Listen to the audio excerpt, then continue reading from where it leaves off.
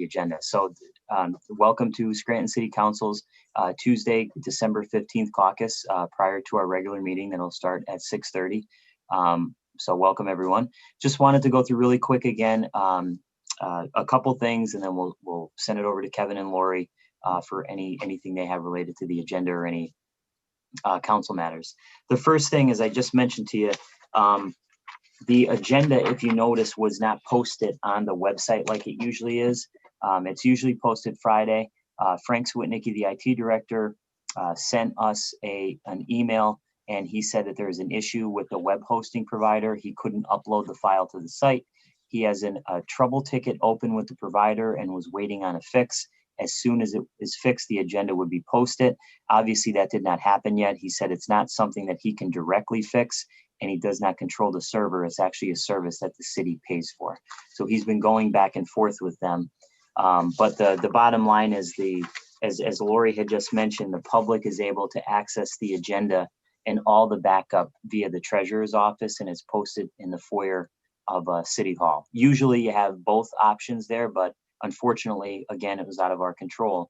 It couldn't be posted on the city's website. So, and that the ability for the public to view the agenda, the directions are posted in the newspaper or advertised in the newspaper every Thursday and then on Sunday as well. So just want to make everybody aware of that. You know, we worked over the weekend to try to get a fix, but the IT department is still in contact with whoever the server is. So that's the story on that. Okay, second thing, quite a few things on the agenda tonight, just in terms of wrapping things up, I think, for the year. So the first one is the budget. I'm not going to spend too much time on that because we're going to spend, I think, the majority of the meeting talking about it and going through the amendments. But if anyone has any questions or anything on the process, it's spelled out in the guide tonight. It's pretty straightforward. We're going to read the amendments, or Kyle's going to read the amendments as a package, and then we'll vote on them as a package. And everyone, you know, was aware of what they were, and we all worked together on them. And then we'll have our time to comment on the budget. The other piece that's coming back is the equipment from the Keystone landfill. So Kevin had worked to amend that to tighten up some of the language. So we do have that coming back tonight. Also, the Portnoy legislation to have the city enter into an agreement with Portnoy to collect delinquent refuse fees. That is not on the agenda. It's still tabled. We're going to continue to leave that on the table at this point. Kevin is still working on the language that, again, I think all agreed had to be changed. And we did receive from the administration an initial proposal for a grace period. So we're going to take that into consideration as well. But Kevin, do you want to speak briefly on the Portnoy piece? Sure. So I'm trying to draft what would be an amended agreement based on first the discussion we had on last Tuesday during our work session, and then which carried over to the public meeting. So with some of the issues and concerns that were raised by council, specifically with regard to the fees, that $40 initial fee, to be certain that is not going to have to be fronted by council. Some other issues we have with regard to capping the total amount of fees that can be accrued by the collector. So in the event that we ever want to part ways, that we're not stuck with a buyout of that's tens of thousands or hundreds of thousands of dollars. We also, so I'm working on that. We also had a meeting with the city solicitor and the mayor and business administrator on Thursday to, again, hash out some of the concerns that council had with this agreement. I would only ask that if you have any other provisions that you want addressed in this agreement, to provide those to me, and then we'll provide our proposal to the city solicitor's office, the law department, and see where we go from there. Okay, thanks, Kevin. And I think that's reasonable. One of the things, I just want to make this point really quick. We're, I think, doing our job here, which is to make sure that these type of contracts are vetted And not saying that the administration didn't vet it, but once it gets to us, we have to go through our own process, and we want to make sure that the language, everyone's agreeable to the language, and there are other things that were brought up. So, we want to make sure that everything is correct there, and really that the language is tightened up and it's favorable to the city. So, I'm hopeful that can be done. Does anybody have any questions on Portnoy and the process there? Yeah, I guess for Kevin. So Kevin, when we're looking at this contract, I mean, do we have any input at this point in time to say, I'd like to see this in there, I'd like to see that in there, or is the contract pretty much, we got the proposal, the administration accepted it, and No, the contract has to be approved by council. It has not been approved by council. So obviously we're a party, the city is a party to that contract, and the city's comprised of two bargaining units, that being the administration and the council. So no, it's not finalized. And yes, we have a say as to what is in that contract. And to Bill's point, although the contract is styled as a 1-year contract, in reality, we all know that they're collecting 18 years of delinquent refuse fees. I don't think anybody believes that those issues are going to be resolved in the course of a year. So we should all anticipate that this could be a long-term contract, and that's why it's important that we all do our due diligence to make sure that we're entering the best agreement that fits the needs of the city at this point in time. And like Bill said, we received this contract a few weeks ago, and we got clarification last Tuesday on some of the issues of it. So I think this is just exercising our due diligence to make sure that we're making the right decision for the city. Yeah, remind me just to so I can remember this. NRS had employees working in the city, and they were constantly keeping their database up on new delinquencies that were coming in as they were late. This new contract doesn't include that, correct? It's the anything past coming up to 2020, correct? So this is from, well, that's another thing we have to tighten up, is the contract doesn't specify what years they'd be collecting for, but the request for proposal did specify that the contract is for 2002 through 2020 delinquent and refuse fees. I don't think that they're going to have designated employees assigned to City Hall to perform these duties. I think that they work out of their Allentown and King of Prussia offices, but I believe that they would maintain a database that keeps track of the delinquencies and the payments of those delinquencies.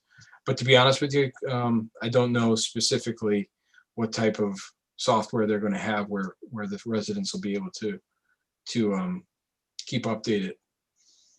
Yeah, I think just my suggestions. I mean, that auto renewal, I'm not a big fan of, and maybe a non-performance piece.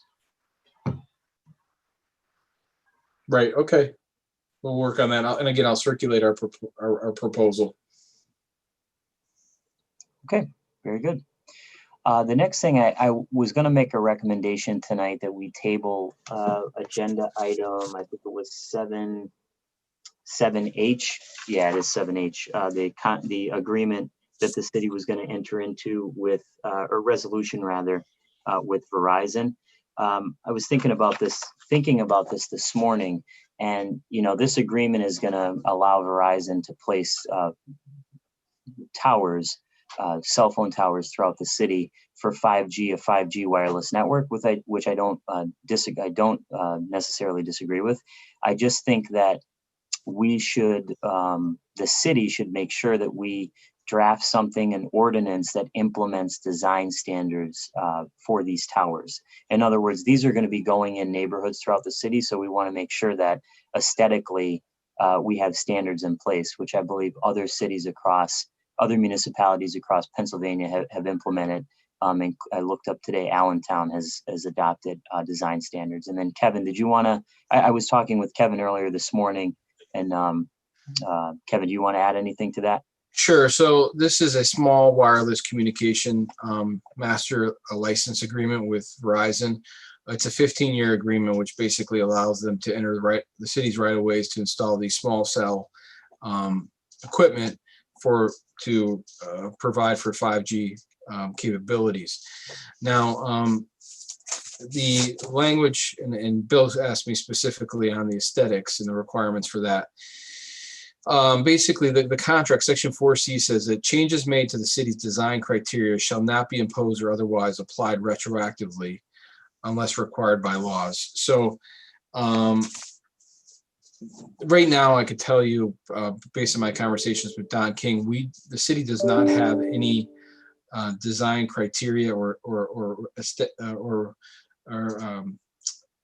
criteria for aesthetics related to small cells on the books.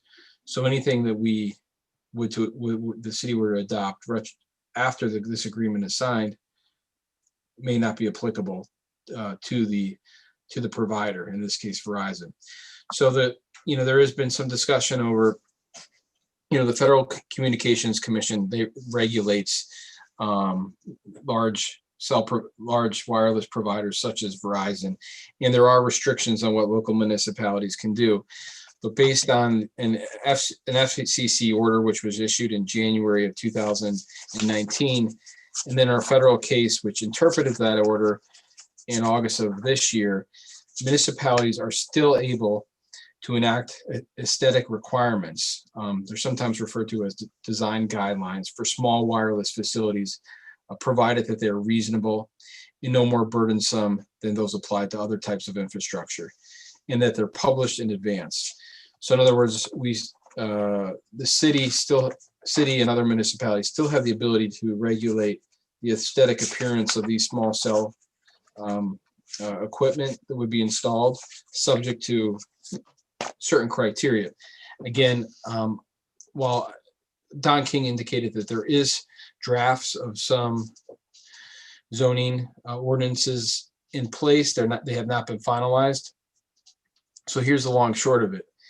If the city wants to have a say in what these small cell facilities will look like for any future provider, in this case it's Verizon, but obviously we're not targeting Verizon, then they have to get something on the books before they sign a contract. So if you guys want that, then you probably don't want to move forward with this legislation tonight until we explore what our options are on controlling the design standards.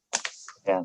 It would be my hope that we could table this because of that, because the more that I think about it, we've dealt with Verizon in the past, and we just want to make, I think, after reviewing it again this morning and thinking that, this is a 15-year agreement, we want to make sure that we have standards in place so that when these start popping up all over neighborhoods, we have some sort of control over what they look like, aesthetically and other things. So I think we can really use Allentown and any other cities in Pennsylvania that have already gone through this process as a guide, and work with the law department and Kevin to draft something up to vote on, and then vote on this agreement. So if anyone has any comments on that, or if you agree with it, disagree with it. I'd like to add, I do agree with that.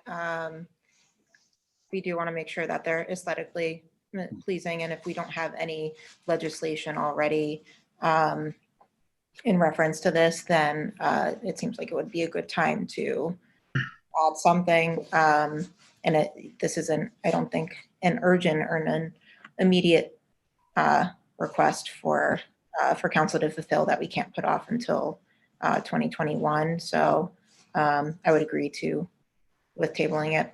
Okay. Yeah, Bill, I'd also agree to table it too. And last week we asked for some locations. Did we ever get the locations? Yeah, you know what? And I apologize. I was inundated with so many emails that this one I just forgot to forward out. And I will forward it out to everyone. These are, let's see if I can pull the email up now. I printed it out. So Verizon appeared before the zoning hearing board for approval already to locate those towers on existing poles, and then they gave us a list of the locations that were granted. So I will send that out. There's 1, 2, 3, 4, 5, 6, 7, 8. There's 9 locations throughout the city. So, Okay, here's another thing that this kind of moves into. It was brought to my attention recently that our telephone poles in the city. I think Comcast and Verizon are on those poles. I'm not sure who else is utilizing those poles, but what's happening is they're replacing some of the poles. I know there's a good example maybe on Luzerne Street and Main Avenue. There's another good example on Sherman Street and Washburn Street, where they replaced the pole or they put the pole. Actually, there's one on Putnam Street in North Scranton too, where they put a pole right next to the pole and they moved the new lines or the old lines onto that pole. And sometimes there may be a city sign. I think the one on Sherman and Washburn Street might have a Colts bus sign on it, so it's a county sign. It should be the responsibility of Verizon or Comcast to remove that pole. When they move the lines to the other pole and they leave that pole hanging, that's going to be the city's responsibility. It's going to be our responsibility to maybe, fix concrete sidewalks, things like that, when that pole either goes down or has to be removed. So it's something that's occurring, and I don't know if it's been occurring for a while, but it's something to look into, because they're going to be our responsibility if we don't have these companies remove these poles as they're replaced. yeah, that's a great point. And I think, if I'm not mistaken, that in some of these other cities, they have language in the agreements that deals with, the requirements for abandoning a pole. So what that process looks like to remove it, that's a great point, actually, because I do think that we would need to specify that in any agreement. Because you're right, they do come in and they put up a new pole. I've seen that throughout the city. So. Yeah, it was brought to my attention just a few days ago, and as it came to my attention, I started noticing them around the city. Mm-hmm. And a lot of times they will have, say, like the one on Sherman and Washburn, I think it has a county sign, so they might leave that pole alone because it has a small Colts bus sign on it, when that sign could just be moved prior to the replacement of the pole. Right. Good point. So Councilman Schuster, with regard to that issue, I think what happens sometimes is under the FCC, they allow these providers basically a 60-day application period. So if they're 60 days if they're going to add something to an existing pole, and 90 days if they're going to be installing a new pole. And what that means is if they submit a permit application and it's not acted upon within that time period, then they can do what they want. It's basically so there is a permit process that the city should be following in order for these new poles to be installed. And it would be at that point in time that they would be able to control what's done. But in the event that they don't act upon these permits within the 90 days for a new pole, then the providers are pretty much permitted to do what they want. So that could be what's factoring in here. Yeah, I could see that. I have something to say on this. So Sure. If this is the same thing, Mr. Gahn, that we were talking about when Verizon went to the zoning board, all right? My understanding, I don't think we should use the word towers. We're going to start scaring people. These aren't towers. Oh, no, I'm sorry. When I say tower, yeah, it makes it seem like it's... My understanding, because I did a little research, because a lot of people came to me and said, like, what's going on, Mark? Yeah. But my understanding, it's the size of an old antenna that used to be on cars. Right. And it's placed on top of the telephone pole. Mm-hmm. But I don't want to scare people saying, there's a bunch of towers coming, guys. So yeah, aesthetically, I don't know how that works or how that could be changed. But my understanding is already 80 in the city. Right. Information, there's probably 80 already that we already have in place. There's some more coming. And my understanding is, of course we need something in place, something on the books, some type of, ordinance, so we have something per se. But I just don't want to scare anybody in the public, because my understanding is an antenna about this long, you probably can't even see it. So it's about 3 feet. Yeah. When I should have said, I should have specified that, because you're right. People will think it's, a 20-foot tower that's going up in their neighborhood, but most people, you might not even notice it. You're correct on that. Okay. And a lot of, maybe even with the zoning, there might have even been a picture attached to the documents. Mm-hmm. Yeah. So Mark's correct. They're mounted on structures that are 50 feet or lower in height, and they cannot be more than 10% taller than any of the adjacent structures. They do not extend existing structures on which they are located to a height of more than 50 feet or more than 10%. So that's basically the limitations. Where are those limitations They're on the contract? Or? they're codified in the FCC, the FCC's regs. Okay. And Yeah. in the order that they issued. Okay. Yeah, I don't think it hurts just to see what other cities have done, just to make sure that, before we enter into this, it's 15 years. So we just want to make sure that if there are things that other cities have done that make sense in terms of aesthetics and other requirements that we're putting those into, just to make sure we're covering ourselves. So, Bill, just because you've been doing this longer than me, who usually takes the lead on drafting these ordinances, the zoning ordinances? Is it the zoning commission solicitor? I believe so. Yeah. Well, if this would be an ordinance that would be passed by council, then I think it would be, the law department and probably input from, I think it's Dan Penatar and Don King. Okay. Okay. Anything else on that? All right. The last thing I have, I brought this up last week. And I did talk briefly to the mayor about it, and sent something over to the mayor and asked for a response. And they did provide a response from John Judge, the fire chief. So I'm going to ask that we table this resolution tonight, appointing Mr. Judge as fire chief. And let me just explain, like I did last week, why I'd like to do this. So there's two things. Number one, in looking at Mr. Judge's resume, he's clearly qualified to be the fire chief. No issue with Mr. Judge as the fire chief whatsoever. He has the background and all of that, and that's fine. But my concern is with the fact that he is, according to his resume, a part-time police officer in South Abington Township. So, in my mind, the level of responsibility that comes with the job of fire chief is enormous. The fire department is one of the largest departments, not only in the city, but in the state. So, if there's a major catastrophe, if something happens in the city, and you need the fire chief and he's in South Abington Township at dealing with something up there, to me, this is, it's one or the other. This is a 24/7 job.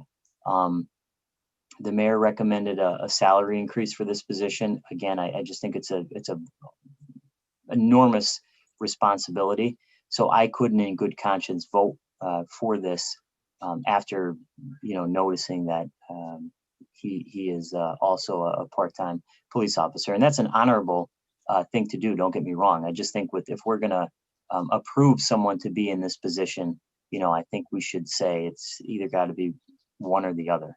And that would make me more comfortable, and I would vote for it in a heartbeat if that were the case. But in the current form, I can't support it. So I don't know how everyone else feels about that, but I would like to table this until we can get a commitment from the mayor and from Mr. Judge that he would cease his duties in South Abington as long as he's going to be the fire chief.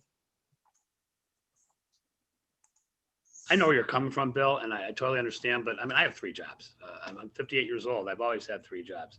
I think that's a decision for the person himself or the mayor. I mean, I don't think it lies with us. So, I mean, I understand where you're coming from, but I just don't see it as a big a deal as you do. Yeah, if we didn't have to vote on this, I would agree with you. But ultimately, we're voting to give our approval and saying, yes, this is, the person. Otherwise, we wouldn't have to vote on it. So I don't know. Again, like if it was a greeter at Walmart, I would have just not even, wouldn't have looked twice at it. But when you see that someone's a part-time police officer in another town in Lackawanna County, and the responsibilities of this job, and that it's a 24/7 job, I think it's got to be one or the other. But that's just me. So I would like to table it. If there's no support to table it, then that's fine. But I just wanted to throw it out there. Anyone else? Okay, well, we'll just, I guess, talk about it when it gets to 7th order. But I just feel very strongly about it. it doesn't make sense to me. Okay. I think that was it in terms of the agenda. Kevin, do you have anything else that you'd like to add?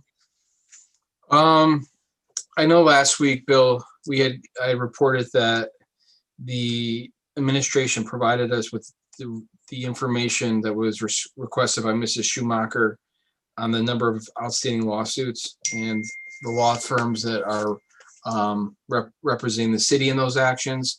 You then followed up with a question as to whether or not there was a policy in place that prohibited those attorneys who represent the city from also pursuing claims and lawsuits against the city on behalf of their clients. There's no such it's been reported to me by the solicitor. There's no such policy in place. However, they would include that in a future RFP for legal services, and that there is no current. He also reported that he's not aware of any current actions or claims where an attorney or law firm that works for the city is also suing the city. So I just wanted to report back on that issue. Okay. I don't know if anyone has any questions on that. No, I don't think so. And then, other than that, I think you see that I amended the health department legislation that's there for you guys whenever, if you guys want to take it up. I don't have obviously whatever your policy decision on the health department, that's up to you. All I did was take out any reference to the statute that that the administration originally included in that resolution, because I don't think it's applicable to the city of Scranton. So that's there.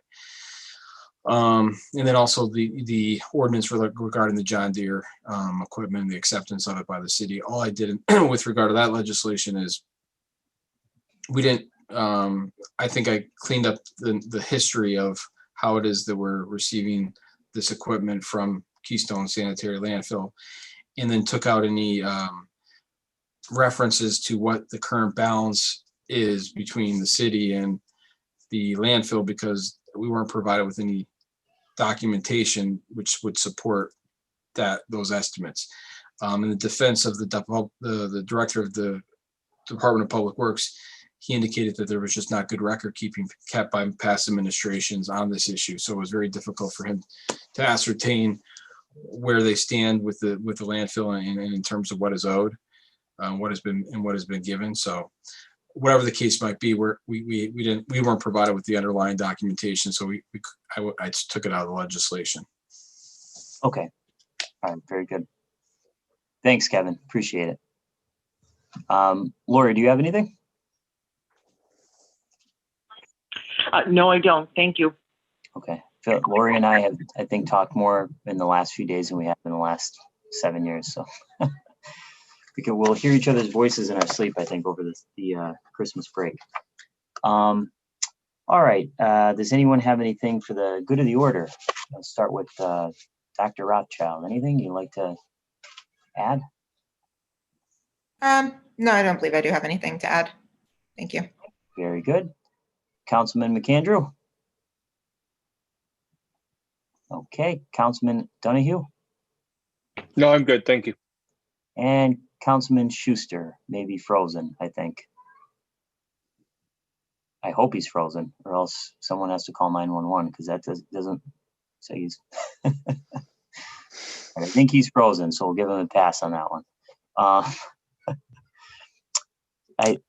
The one thing I did want to mention while Tom is still frozen in time there is the mayor declared an emergency from 6 a.m. Wednesday to December 16th to 6 p.m. Friday, December 18th, due to the impending snowstorm. So it looks like we're going to get a significant amount of snow. So hopefully everyone will stay safe. So that's coming up. We did receive an update on the audit. I know Ms. Schumacher had asked about the audit. And I did explain, I think last week or the week before, that we received a draft copy of the audit. We receive updates on the audit every week, and that was at the urging of myself and other members of council last year when we didn't get the audit on time. That'll be posted in third order. I don't have an answer on when the final audit will be released. It's, as we've said, it's unacceptable. But the answer to Ms. Schumacher's question is, I don't know. We haven't been given a straight answer on when exactly we'll get a final draft of the audit. But again, that's outside of council's control. I've personally done everything that I can, had meetings with the auditor and the administration, and we've been given updates every week, and they have not met the mark once again. So next year, I'm hoping that it's different. But again, as I've said, it's unacceptable, and it's hard to pass a budget and look at all of these figures without looking at an actual audit, looking at audited financial statements.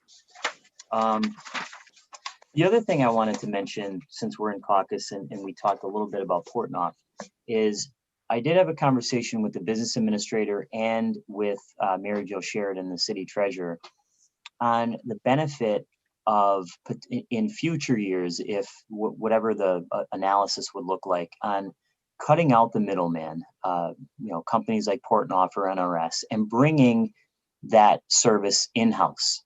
So, my question was, why can't the city just do this? Why can't the city collect delinquent refuse fees? So they're looking now at a cost benefit analysis, what that looks like moving forward, which I appreciate, because I think if there's any way that we can get away with entering into these contracts and we can do it in-house, whether that means, I don't know if it's adding another employee in the treasurer's office or what that looks like. They'll have to do their own analysis on that. But I would like to see that in the future, because again, every couple of years, we're doing the same thing over and over and over again. So if there's a way to bring it in-house and be more efficient and not have to, dole out money to a private company, that to me makes a lot more sense. Okay, with that being said, the last thing is just the budget. We'll talk about the budget during the regular meeting. Obviously, there are, I think, in total 55 or 54 amendments. Some of those were prepared and submitted to us by the administration for the simple fact that the budget did not reflect the collective bargaining agreement raises that were supposed to be in there for the DPW and the police department. So the budget was technically not balanced. So we would have to make those amendments anyways to balance the budget. And then after talking with each of you, we came up with our own amendments in our look at the budget to make it what we feel is more reasonable. So again, Kyle will read those, we'll vote on them as a package, and then everyone will have an opportunity to explain their vote and their reasoning, and then we'll go through the amendments and explain them to the public. Okay. Oh, Bill, yes. There's two other issues on my list I forgot to bring up. First is Assistant Solicitor Joe Price has provided me with a copy of the petition, the LST petition for 2021, which he already completed, and he'll be pursuing a rule returnable, I think, within the coming week or so. So I know that was a concern that was raised by some of you, and so we're way ahead of the game for next year on that issue. Oh, great.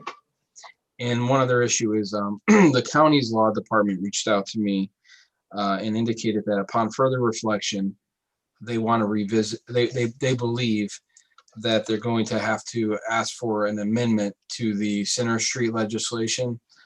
Specifically, they've determined that they think it would be a better operational plan for them if the one-way street ran from Wyoming to Penn instead of vice versa, as was initially proposed and approved by all of us. So they're going to be asking for revised legislation, which reflects that change. So I just want to, and I had reported to them what I assumed would be the request of council, and that is that they consult with the local businesses, including the local bank, to make sure that this isn't creating any type of issues for them. Okay. So just want to put that on everyone's radar screen. That'll probably be coming, in the next round of legislation. Okay, very good. Thank you.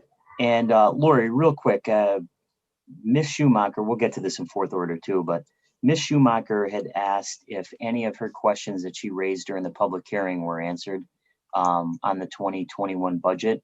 I thought the mayor addressed most of those, but if you could just resend those questions to the administration, and if there's any outstanding ones. And I think that was it. Okay. Sure, will do. Okay.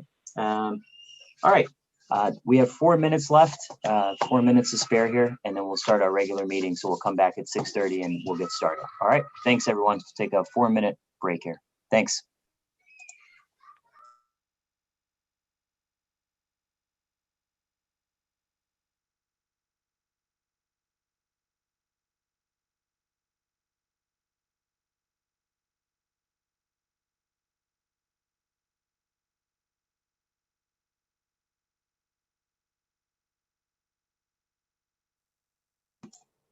I'd like to call this public meeting to order.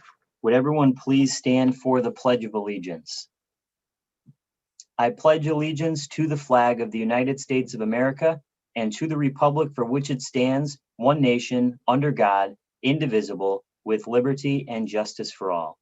Please remain standing for a moment of silent reflection for our servicemen and women throughout the world, and also for those who have passed away in our community.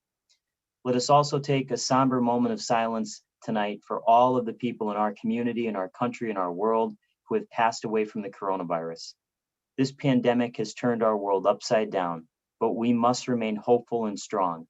We continue to pray for the doctors, nurses, and researchers, all medical professionals who seek to heal and help those affected and who put themselves at risk in the process. May they have protection and peace. Whether we are home or abroad, surrounded by many people suffering from this illness or only a few, let us stick together, endure together, mourn together, and in place of our anxiety, let us have hope and peace.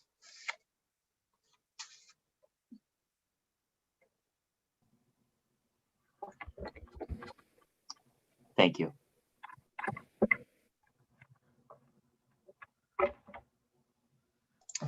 Okay, roll call, please, Ms. Greer. Mr. Schuster, Present. Mr. McAndrew, Present. Dr. Rothschild, Here. Mr. Donahue, Here. Mr. Gahn. Here, thank you. I'd like to make a motion to take from the table file of the council number 35, 2020. Second. There's a motion on the floor and a second to take from the table file of the council number 35, 2020. This piece is being taken from the table and placed in 7th order for a final vote. This is the operating budget for the city for the calendar year 2021. On the question? All those in favor signify by saying aye. All right. Aye. Aye. Opposed? The ayes have it and so moved. I would also like to make a motion to take from the table resolution number 49 of 2020. Second. There's a motion on the floor and a second to take from the table resolution number 49, 2020. This piece of legislation authorizes the city's DPW to accept a piece of equipment provided by Keystone Sanitary Landfill. On the question? All those in favor signify by saying aye. Aye. Aye. Opposed? The ayes have it and so moved. Mrs. Reed, would you please dispense with the reading of the minutes? Thank you. Third order. 3A, correspondence received from City Controller dated December 2, 2020 regarding overtime report by department. 3B, Portnoy Law Associates LTD proposal and disclosure forms received December 1, 2020. 3C, check received from Polish National Catholic Church dated December 7, 2020 in the amount of $1,250, which is payment in lieu of taxes.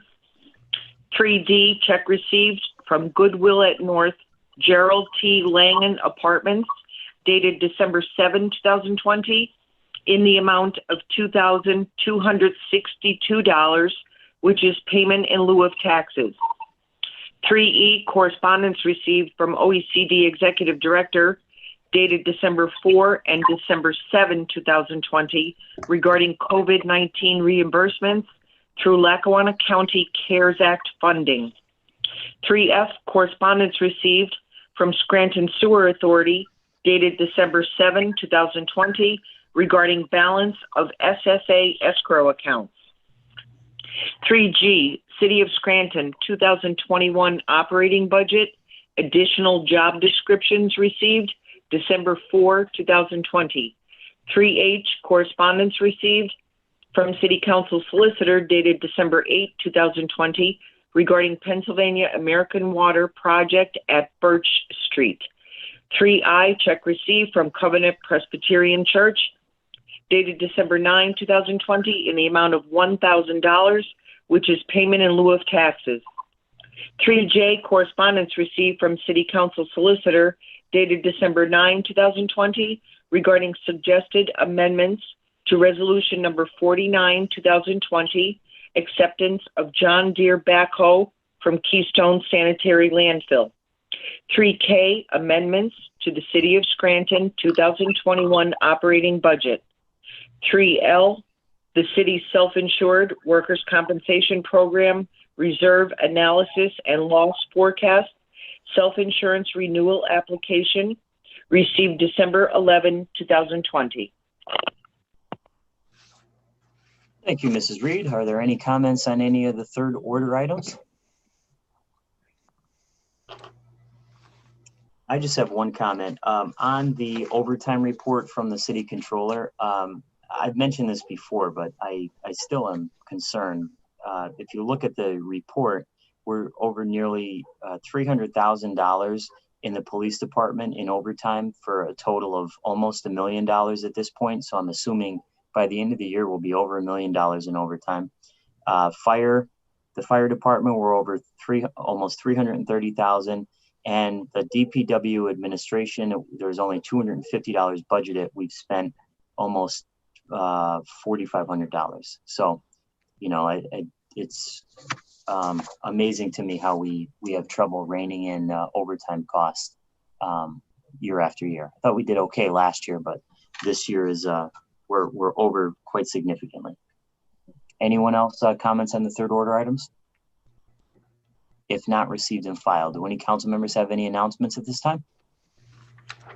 I do. I have two of them. So tomorrow, Wednesday, December 16th, our friends, the Friends of the Poor, are going to have a drive-through Christmas basket distribution. It's going to be at Scranton High while supplies last. So no pre-registration required.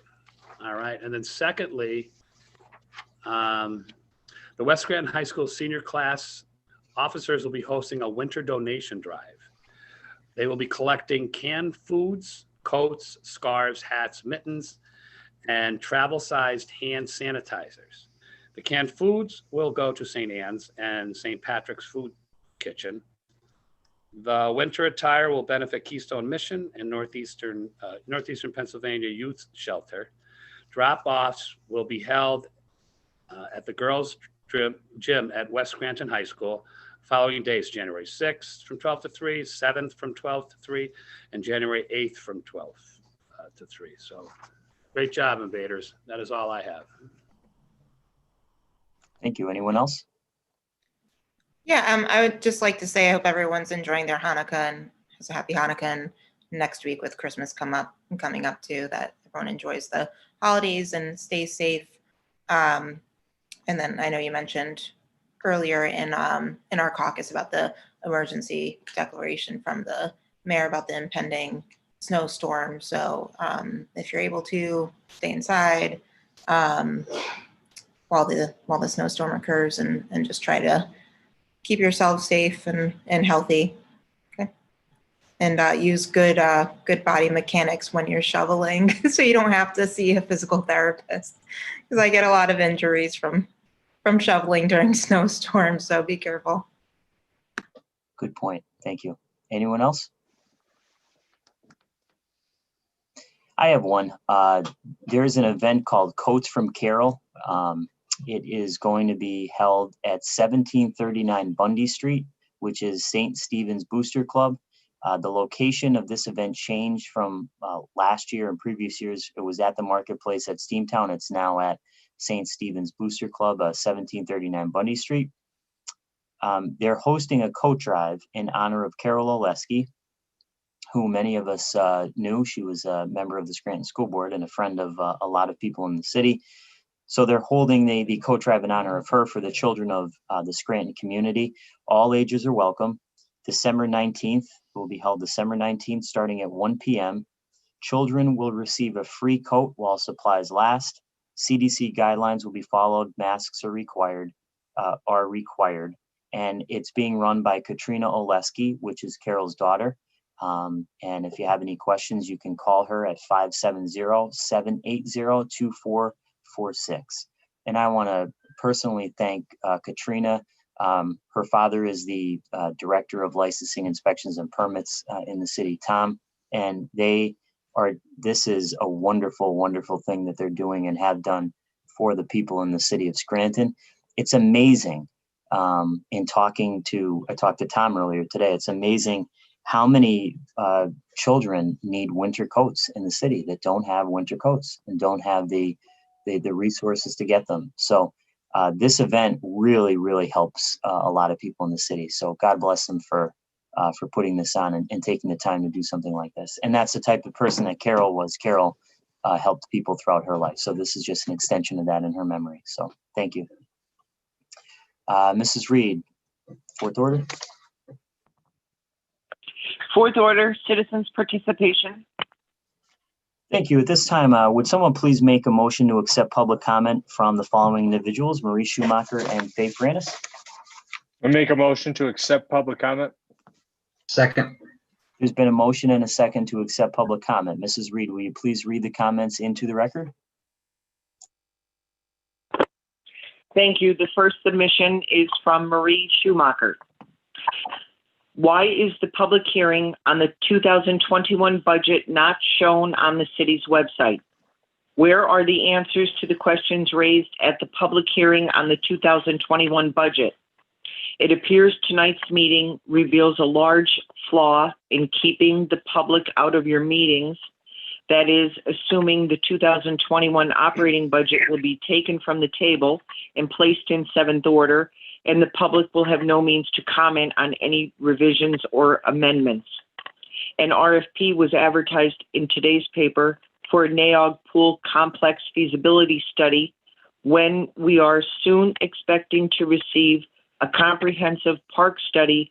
Why is this RFP being pulled out for separate action? The agenda for tonight's meeting was not posted on council's website as of 8 a.m. this morning. Why? Also, what is the status of the 2019 audit and what steps are being taken to ensure the 2020 budget will arrive on time? Regarding delinquent trash fees, I have two questions I would like answered this evening. One, the 2020 budget called for these delinquencies to be bid out. Why did this not happen? And two, why has the city allowed property owners to go years and years without paying? It is painful that you can't figure out how to do your job, but are willing to make fools out of those who do pay on time, allowing them to pick up the slack the city let slide year after year. I will conclude with an appeal that you pay attention to what you are teaching the next generation of potential property owners. I took the time to take a 10-year-old to the court hearing and sentencing to teach him a lesson on what happens when you break the rules. The judge was not only lenient, he extolled that virtue of how thoughtful the mayor had been by not forcing a jury trial. Then came the former mayor's arrival at his detention center and was greeted with a reduced sentence for good behavior before he'd even served a day. Of one thing I am confident, that young man is smart and learned something, but I shudder to think what may be. So if you have to play Santa to all those delinquent property owners, please consider the message you are sending. The second submission is from Faye Frannis as follows. Council, why are we left in the dark on December 15, 2020 in regards to the budget that may be passed tonight? Who knows? I have no idea if you will be amending this budget or just letting it go through as is. I definitely want answers. We have a right to know what is actually happening with this budget. If by chance you do change, alter, or amend this budget, how can you do that legally without public input? You have no agenda on your website, so are we to guess what you are doing? Suppose you do move items to seventh order. Do you really feel you can just get away with that like everything else you do? Where are our answers to our questions on the public hearing of the budget? I seriously want answers tonight in detail as to what is going on with this budget.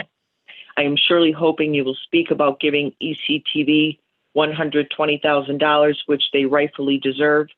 Is this in the budget? I never saw a budget like this ever. Last week, you still had no idea what was going to be in the budget, and here we are on final day, and we have not heard a peep out of you about, does it stay as it is? Does it change? When do you feel the people need to know what you are doing? Sometimes, never. Another question I seriously need an answer to tonight. Is council going to approve a contract for delinquent garbage fees to the Portnoy firm? Kevin Burax from Portnoy firm presented excellent proposals as to their plans to go after delinquent garbage fees going back to 2002. I was very impressed with everything they explained. The people who do pay will finally get some hope that those who have not paid will finally be held accountable, which is wonderful news. Last week, Mr. Gaughan stated he would not approve Portnoy's contract unless they included amnesty for the people who did not pay by knocking off their fees and penalties. I wrote each of you a letter asking you to not go along with Mr. Gaughan. I am hoping you will all speak up tonight and not stay silent as you often do. This is too important an issue to allow Mr. Gaughan to stop this contract. Mr. Gaughan believes he can hold Portnoy hostage until they do what he wants by putting amnesty in their contract for those who did not pay. Mr. Gaughan needs a rude awakening. Mr. Gaughan and all of council should consider the people who have paid their garbage fees on time for years and how we paid for those who did not. You would be losing much money by eliminating the fees and penalties. The people who did not pay knew there would be fees and penalties when they refused to pay. They need to pay all they owe. The Portnoy firm have done this work for decades. I say give them this contract and enough talk of helping the ones who never paid for decades. Your priorities are messed up. I know I will never vote for any council person who goes along with Mr. Gaughan on this amnesty deal. The people who did pay their fees kept this city going. You should be thanking us. We need a contract signed and ready to go December 31st when that collection agency that Courtright hired will be finally gone. I will end with this. You are getting away with so much, hardly ever answering questions. You have truly taken complete advantage of the fact we can't be there to hold your feet to the fire. You must be loving this, no transparency at council meetings. And that concludes the citizens' participation. Thank you. Well, I think it's safe to say that I'm not going to be receiving a Christmas card from Ms. Franis this year, but that's okay. So we'll start with Ms. Schumacher's questions. And I addressed this during the caucus, but I'll address it again during the meeting because I think it's important. So her question about the agenda not being posted on the city's website.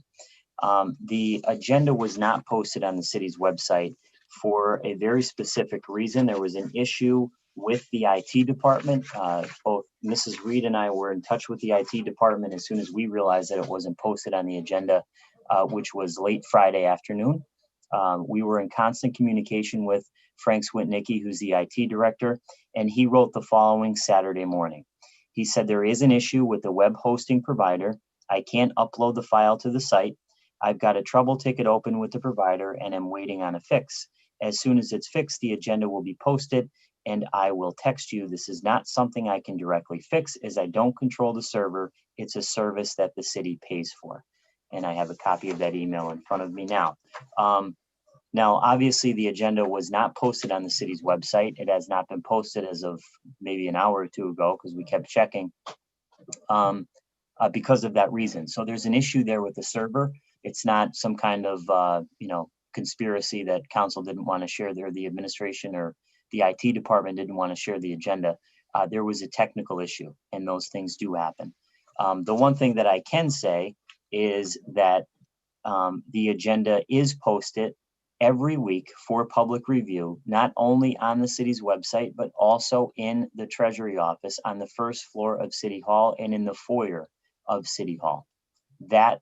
Those directions on how to access the agenda are posted also in the advertisements in the Scranton Times on Thursday and on Sunday, every week that is posted.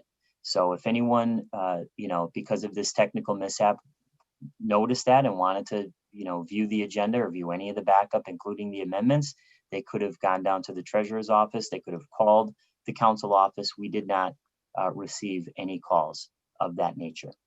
Also, I want to make this point that at last week's meeting, I announced that we would be bringing the budget back. I announced that we would be bringing the other piece of legislation back as well to give the public a heads up. So I did do that in an effort of transparency. So these are not new things. These have been done mostly since the pandemic had started, and we're in this new world of doing everything over the computer. So I think hopefully that answers that question. In terms of the public questions raised. Mr. Gahn, Yeah. I'm sorry, but could I just add something just on that point, just real quick? Because we did put a lot of time into putting together a document that, outlines the changes we made, because I know we've talked about in the past, when you just read the amendments, it's hard to follow along. So I just want to make the point that, barring this technical issue we're having with the server, it was our full intent to put this up and have it fully explained when it was sent along on Friday. We wouldn't have put, and once anyone has a chance to see the document, it is pretty extensive and it's legible in terms of the entire budget line by line. So it was our full intent for that to be up. We wouldn't have put the time into, putting this together if that wasn't the case. Correct. Thank you. That's a good point. The answers to the questions raised at the public hearing on the 2021 budget, the mayor and Carl Deely, the business administrator, came, and I thought they answered the questions that were posed. The ones that were not answered, Mrs. Reed is going to send again to the administration, but they did come and addressed whatever they could answer when they came, I think, a week or two ago. The RFP that was advertised in the paper for the Naog Pool Complex feasibility study that Ms. Schumacher mentions, and she asked when we're expected to receive a comprehensive park study. That should be coming within the next few months. I don't know, and I don't have an exact date for when that study is going to be released, but I do know that the Naog Pool Complex feasibility study is something that would be outside of the confines of the comprehensive park study. This is specific really to the pool. So that is separate from what I'm being told. I already addressed the audit in the caucus. Also, regarding the delinquent trash fees, Ms. Schumacher asked, the 2020 budget called for these delinquencies to be bid out. I believe she's referring to the proposal that was talked about with the previous administration in entering into an agreement with a company. It was a financing method to sell off some of those delinquencies and get money up front. That's something that Councilman Donahue and I had been pushing the administration to do. They didn't agree with it and they didn't do it. And they had their reasons. They had their reasons why they did not think it was a good idea. And so there's nothing we can do about that. That's up to them. That's within their right as the administration. So they did not do that. Okay. As for Ms. Franis, we'll talk about ECTV when we get to the budget and the amendments of the budget. I already addressed her issue, which was the same that Ms. Schumacher had with the agenda not being posted. And as to her comment with moving items to seventh order and that we feel like we can just get away with everything else that we do, I mean, that just is bizarre. I announced last week, if everyone was paying attention, what items we were going to bring up tonight. Again, there's no, major conspiracy going on here that anyone's trying to pull the wool over anyone's eyes. So I can't help change her thinking there. I've already explained my position on Portnoy. I'm not trying to hold anything up.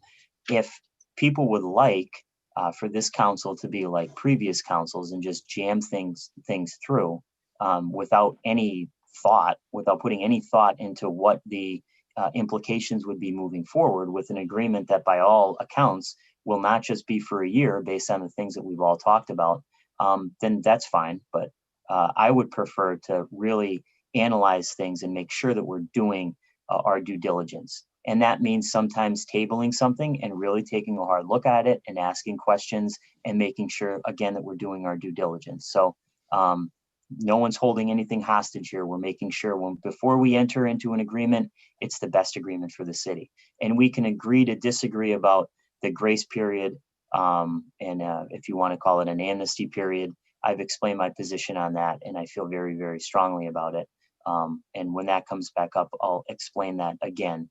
But I think it's a benefit to the taxpayers. We haven't been able to collect these fees for years and years and years. We're going to continue to chase them, and now we're going to give a private company the opportunity again to do that. So I was looking for a middle ground there to try to get revenue for the city next year, which we desperately need.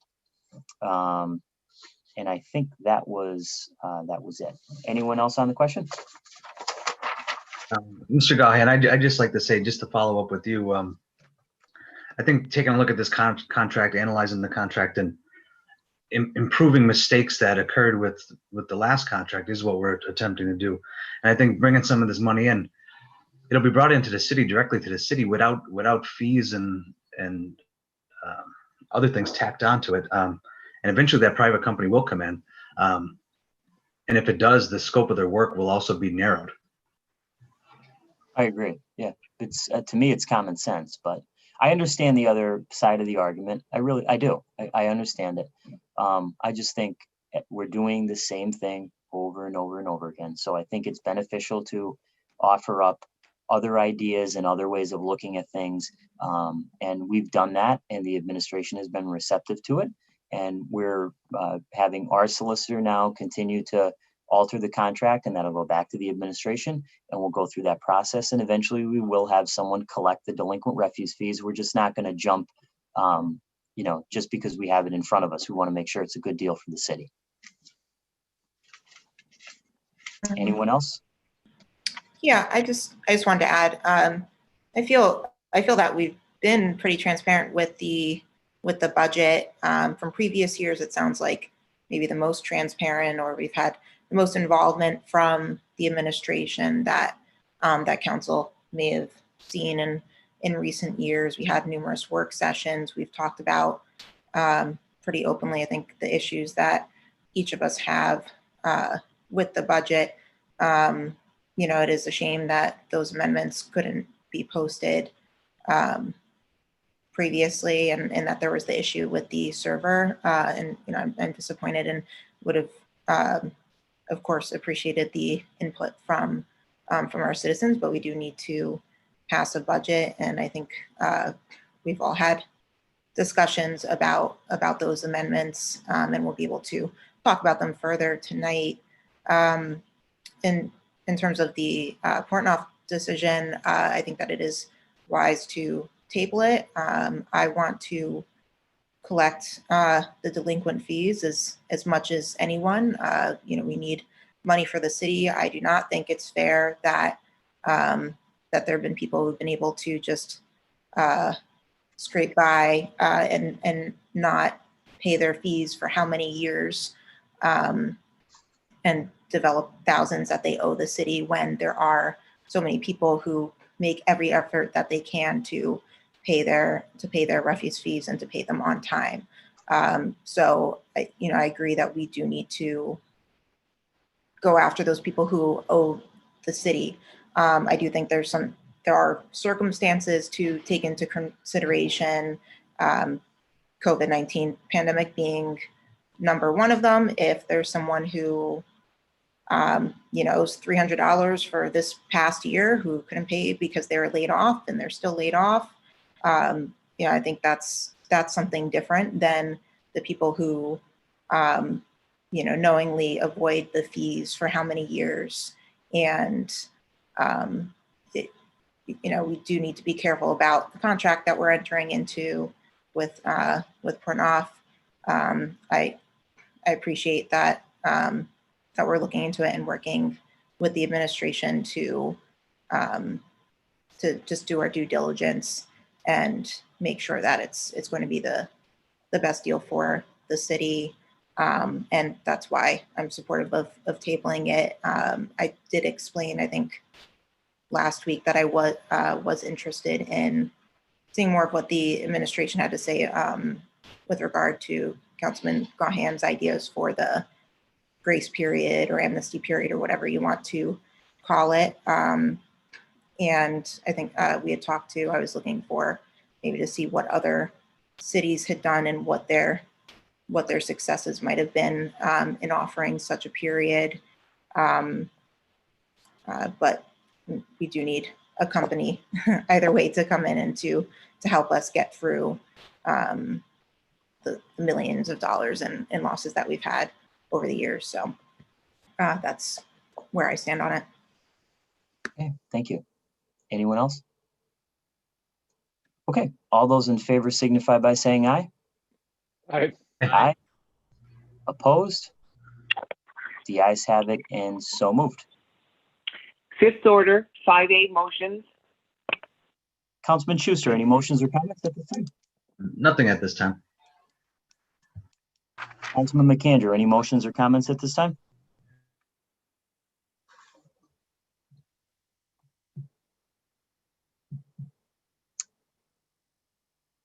Sorry, Mark, you're muted and I think you froze for a second. Of course, only whenever I speak, right? So Yes. Some hackers, get on the IT, will you? All right, so I want to revisit a complaint that was presented to me back in November. Actually, I brought it up at the November 10th meeting. It was a property on Lenahan Avenue, the 1200 block. I don't have the actual address, but we had pictures. Mrs. Reed was kind enough to forward all this correspondence to the LIPS department.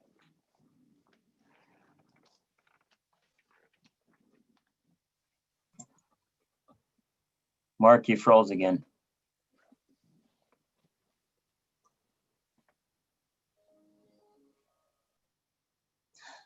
Give him a minute. And let's try to get a follow-up. Mark, What? so sorry, you froze, so I think we missed probably the last 20 seconds of what you said.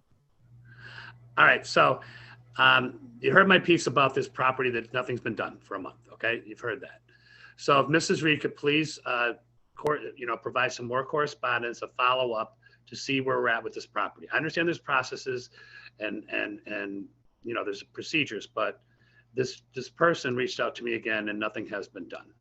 All right. Secondly, I want to wish everybody a Merry Christmas. This is our last meeting. I'm not going to see you guys. Merry Christmas to all of you. Merry Christmas to my colleagues, everybody out there. Happy Hanukkah, happy Kwanzaa, whatever you guys celebrate. I hope you have a ball. And most of all, a very happy and healthy New Year, for Christ's sake, right? So that is all I have. Okay, thank you. Dr. Rothschild, any motions or comments? Yeah, just a couple. Sorry. I wanted to bring up, over the weekend, I had to stop over at the post office that's on Lackawanna Avenue at Steamtown, and we voted on an ordinance a few months ago to add signage over there in order for the trucks to not have to double park and to prevent people from parking in the spot that they need during certain periods of time when they're dropping off or picking up. And so while I stopped over there, I noticed that their truck did still have to double park because someone parked in their spot. And the sign has been posted. I feel that it's that it's pretty specific and obvious, but people still are not adhering to it. And so I just want to remind the public to read the signs and to adhere to them and to avoid parking in that spot so that the USPS could do their job with greater ease and lesser risk, because it is a safety issue for them to be double parking and exiting their their truck over there on the busy Lackawanna Avenue. So that was all I wanted to say. And yes, I agree with Councilman McAndrew. We need a happy new year. So let's pray for 2021 to be a better year for all. And that's all. Thank you. Thank you very much. Councilman Donahue, any motions or comments? Yeah, I just would also just like to wish everyone a safe and happy holiday season. And I'll save the rest of my comments for agenda items. Thank you. I have a few things. Mrs. Reed, if you can send correspondence and email, whatever, to the administration. I mentioned the overtime in the beginning of the meeting. I would like an explanation in writing, a justification for why these departments are over in overtime. So the police department, as I mentioned, at the end of the year, it looks like we're probably going to be over $1 million in overtime there, according to Controller Murray's report. The fire department, we're over $330,000. That's only going to go up until the end of the year. DPW overall, I think we were under budget, but in the administration line item, we only budgeted $250, yet $4,427.21 has been accumulated. So I would like a justification from the mayor and these department heads on why we're spending money that was not budgeted and why we're over budget. Could I just add one thing to that too? In normal years, we have overtime that's reimbursable by different things. So if we could just add on to that, if 2020 is a different year in terms of that, but just to add to see if any of that overtime cost was reimbursable and if we got any of those reimbursements back. Mm-hmm. Okay, and the second thing, I would like Mrs. Reed, again in writing, an actual dollar figure from the administration on how much the city is ultimately going to owe, how much the city owes Northeast Revenue Services at this moment. Solicitor O'Brien had stated that we might not owe them that much, or the figure was changing. I can't remember exactly what he said when he was here, but I'd like to know, we're going to be parting ways with them, thank God, at the end of December. And are we going to owe them any money? And if so, how much is it? So I'd like an actual dollar amount on that. I mentioned that we received an update on the audit. Again, totally unacceptable that it's December 15th and we don't have an audit for 2019. We are getting updates. We're still not there yet. The administration is still not there yet. I mentioned also that the mayor declared an emergency, a city emergency from 6 a.m. Wednesday, December 16th to Friday, December 18th at 6 p.m. due to the snowstorm. We'll post that emergency declaration in third order, and that'll be for our next regular meeting that we have. So everyone will be able to see all of the vendors that the city is going to need to use. And finally, I have to thank our city clerk, Lori Reed, and our assistant city clerk, Kathy Carrera, for the work that they've done over the past year. No one could have ever envisioned or expected that we would be facing a pandemic that would alter everyone's lives, personal lives, number one. And number two, just absolutely, completely alter the way that we conduct city business. And if you told me in 2019 that we'd be having meetings virtually over a computer, I just would have laughed. I would have never thought that would be possible. So, Lori and Kathy have gone just above and beyond in terms of, number one, having to go down to City Hall to still do their jobs in the face of all the craziness that's gone on, and to make these meetings run smoothly.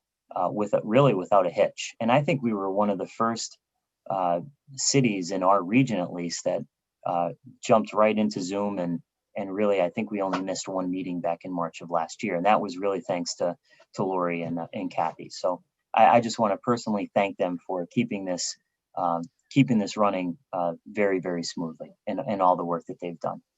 I also want to thank our solicitor, Kevin Hayes, again. Under these circumstances, with trying to work remotely is difficult and not being able to see people in person. And he's done a really, really good job looking at each agreement with in great detail and providing really sound legal advice. So I want to thank Kevin as well. And I just want to generally wish everyone a Merry Christmas and hope everyone stays safe. And I hope that we keep in mind all the people in Scranton and in Lackawanna County and in our country that won't be celebrating Christmas because they've lost their lives to this virus. And all the people that I think about that are going to suffer because they won't have their family with them. They won't have their dad or their mom, grandma, grandpa, whatever it may be. And Christmas and the holidays are going to look a lot different this year. You know, I know personally, not getting together with my family every Christmas Eve, be at my parents' house. We're not going to do that this year, but there is hope. I've mentioned it consistently throughout the last few months. We cannot lose hope. We now have vaccines. You know, we're probably not going to get them until the spring, but they're here. And that's a miracle in and of itself. So we just have to stay vigilant. We have to watch out for each other. We have to watch out for our neighbors. And I think that's what Scranton is known for, is, you know, picking people up when they're down and making sure that the elderly in our community, those who are less fortunate, that we watch out for them and we make sure that they're taken care of during this time. So, and I have to thank the mayor, her administration, all the nonprofits in the city, the different organizations who have really stepped up. But it's a frightening thing when you see the people who are lining up for food, the people who will line up for coats for their children for Christmas. So, but again, I want to wish everyone a Merry Christmas, and hopefully this time next year we'll be in a much different position. Thank you. Mrs. Reed. Thank you.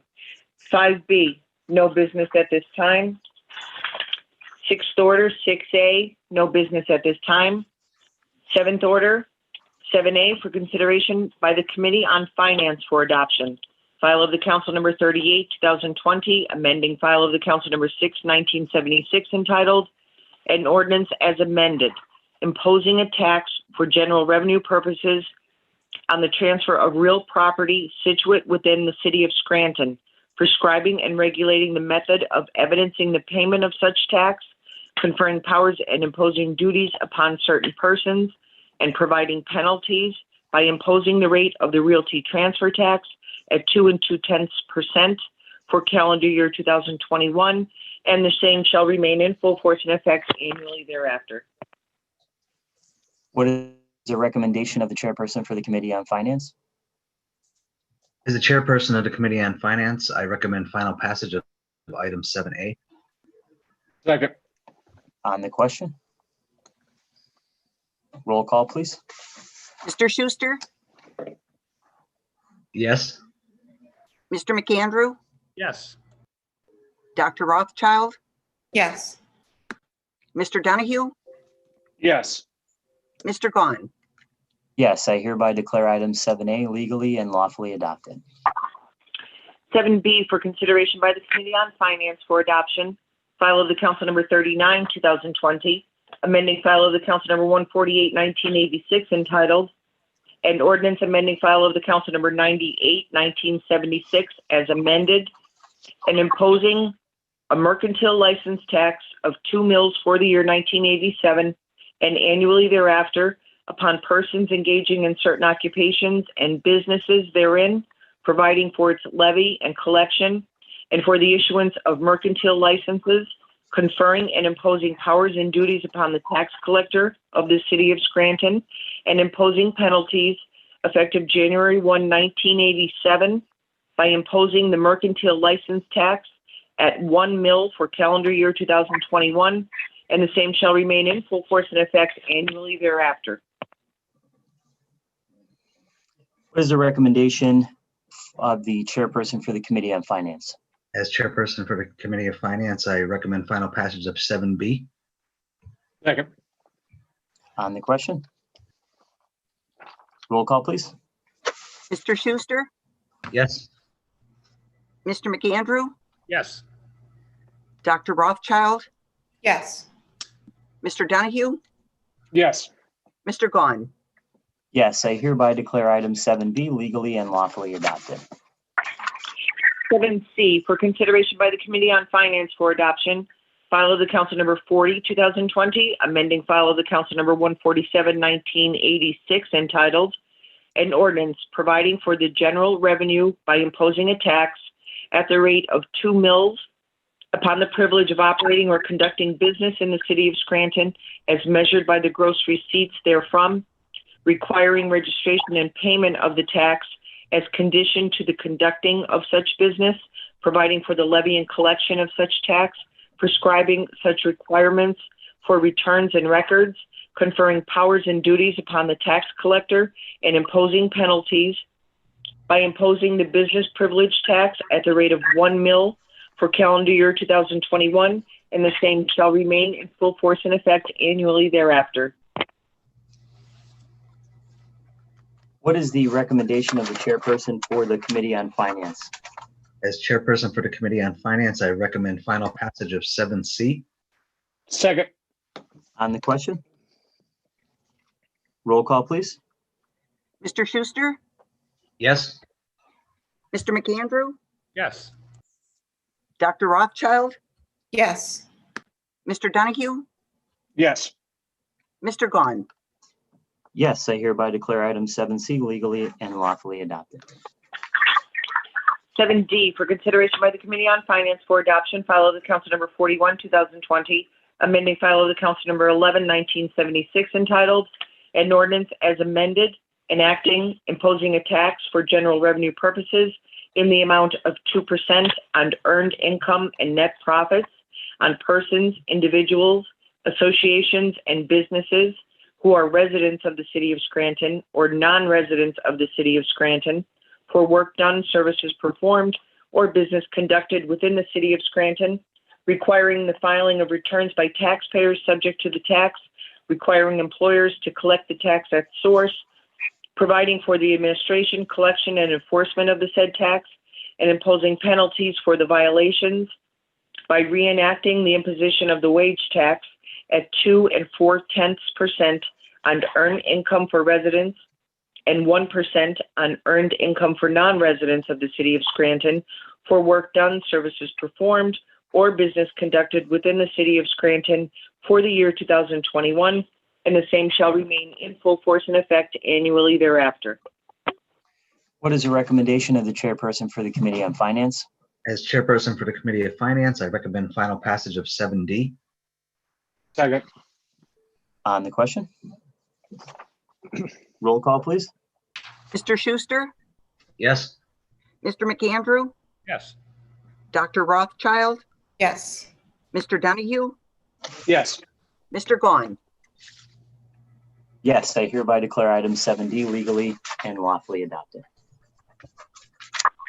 7E for consideration by the Committee on Finance for adoption, file of the Council number 42, 2020, amending file of the Council number 100, 1976, entitled, an ordinance as amended, levying general and special taxes for the fiscal year 1977 by setting the millage for the year 2021, and the same shall remain in full force and effect annually thereafter. What is the recommendation of the chairperson for the Committee on Finance? As chairperson for the Committee of Finance, I recommend final passage of 7E. Second. On the question? Roll call, please. Mr. Schuster, Yes. Mr. McAndrew, Yes. Dr. Rothschild, Yes. Mr. Donahue, Yes. Mr. Gahn. Yes, I hereby declare item 7E legally and lawfully adopted. 7F for consideration by the Committee on Public Safety for adoption, resolution number 103, 2020, accepting a donation from Breyer's Towing located at 1013 Ferdinand Street, Scranton, PA, for the use of a portable light stand used to illuminate the Kaiser Valley Community Center parking lot, which served as a polling location the night of November 3, 2020, Election Day. What is the recommendation of the chairperson for the Committee on Public Safety? As chairperson for the Committee on Public Safety, I recommend final passage for item 7F. Second. On the question? Roll call, please. Mr. Schuster, Yes. Mr. McAndrew, Yes. Dr. Rothschild, Yes. Mr. Donahue, Yes. Mr. Gahn. Yes, I hereby declare item 7F legally and lawfully adopted. 7G for consideration by the Committee on Rules for Adoption, Resolution number 104, 2020, accepting donations provided to the city to aid in the city's response through its efforts to combat the COVID-19 outbreak. As chairperson for the Committee on Rules, I recommend final passage of item 7G. Second. On the question? Roll call, please. Mr. Schuster, Yes. Mr. McAndrew, Yes. Dr. Rothschild, Yes. Mr. Donahue, Yes. Mr. Gahn. Yes, I hereby declare item 7G legally and lawfully adopted. 7H for consideration by the Committee on Rules for Adoption, Resolution number 105, 2020, authorizing the mayor and other appropriate city officials to execute and enter into a master lease agreement between the city of Scranton, hereinafter designated lessor and Cellco Partnership, doing business as Verizon Wireless, with its principal offices at 1 Verizon Way, Mail Stop 4AW100, Basking Ridge, New Jersey 07920, lessee, to lease space to lessee with respect to particular sites at which lessee wishes to install, maintain, and operate small cell communications equipment, as well as any and all necessary lease supplements outlined herein. Thank you. I'd like to make a motion to table agenda item 7H. Second. Second. On the question? On the question, I recommended in the caucus that we table agenda item 7H for the simple fact that I think the city should explore implementing or drafting design standards for these cell towers. Now, as Councilman McAndrew mentioned, when you hear the word tower, you might think it's 30 or 40 feet high. It's really only 3 feet. But in my my discussions or my research on this matter, there are other cities throughout Pennsylvania who have implemented and adopted design standards. So this is asking council and the city to enter into a 15-year agreement. I just think it makes sense to explore and investigate in implementing design standards for these towers before we go through with this piece of legislation. Anyone else on the question? All those in favor of the motion to table agenda item 7H signify by saying aye. Aye.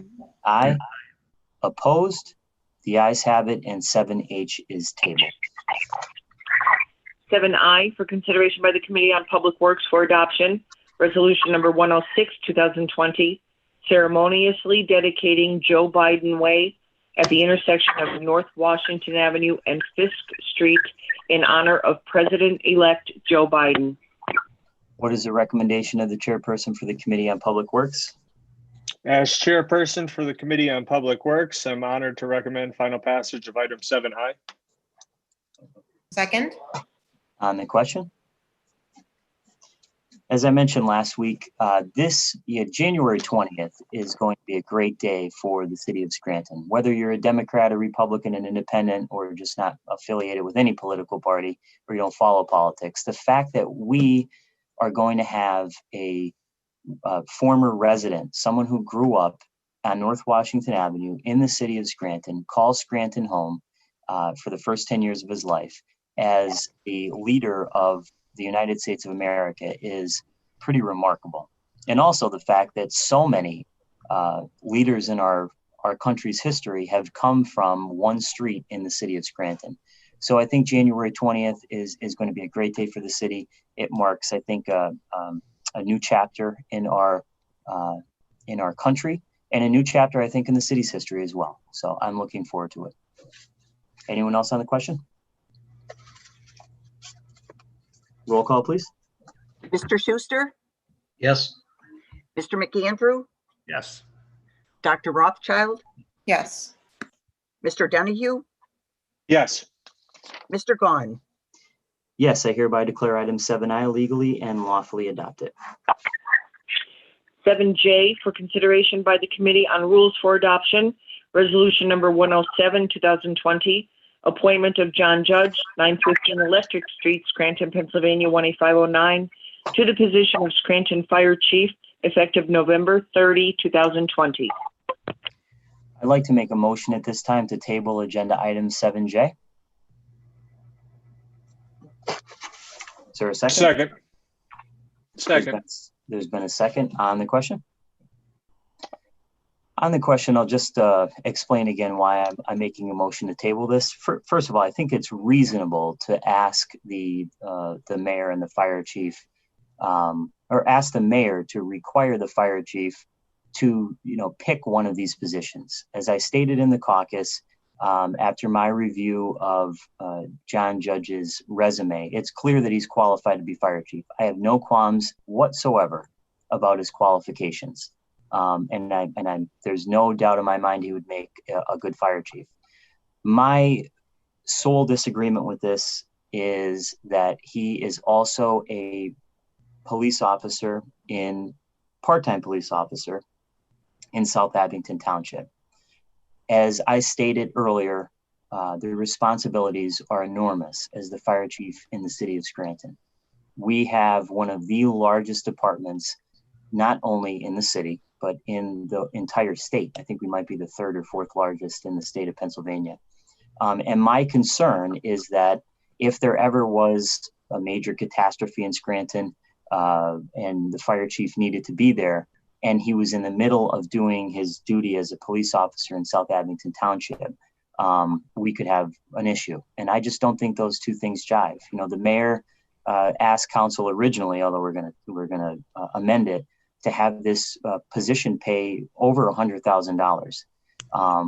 And, if we're going to make a commitment, if the city's going to make a commitment to someone to take on this responsibility, to take on this type of position, then I think the city should ask that be the sole employment. And again, as I stated, it's not like he's a greeter at Walmart.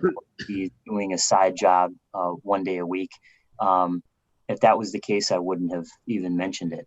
But to me, this is a whole different ballgame when you're a police officer in another town. And that comes with great responsibility as well. And I think it's very honorable that Mr. Judge is a police officer in South Abington Township. I just think if we're going to make a commitment to him, he's got to make a commitment to us and, pick one of those. I don't think it can be both. So I would ask that we table this until such time as Mr. Judge ceases his employment in South Abington Township. Anyone else on the question? Yes. I'd just like. I'm sorry. Go ahead, Kyle. Go ahead, Mark. Go ahead. I'm sorry, Billy. I understand where you're coming from. I just disagree. Okay. I don't think it's. First of all, there's nothing on the books, or there's no policy that states that you can't have two jobs. I have three jobs, and I do all three very well. At least I think I do. I'm not going to begrudge a guy who wants to make some extra money. I understand everything you're saying and everywhere you're coming from, but I think that decision lies with the individual, and it also lies with the mayor. I mean, the mayor actually hires these positions. We get that. Our vote is a formality. So I don't think I should make that decision if you should have two jobs or not. I understand the responsibility is a great one, but I'm sorry, but I disagree. Anyone else? I'd just like to say, I understand where Councilman Gaughan's coming with from his argument, and I also understand where Councilman McAndrew's coming with his. So I'm going to vote. I'll vote to table it, but that won't prevent me from voting for final passage. I would just add, I mean, I've given this some thought, and I can see both sides as well. And, it would be my preference that the fire chief have his sole focus and availability to perform that job. But I feel I'm conflicted because I don't feel that I could tell someone what they can do. in their spare time or for another job or position. I just don't feel right about doing that. And I agree that he is qualified. And so, I mean, I don't believe that I will be voting to table this piece tonight.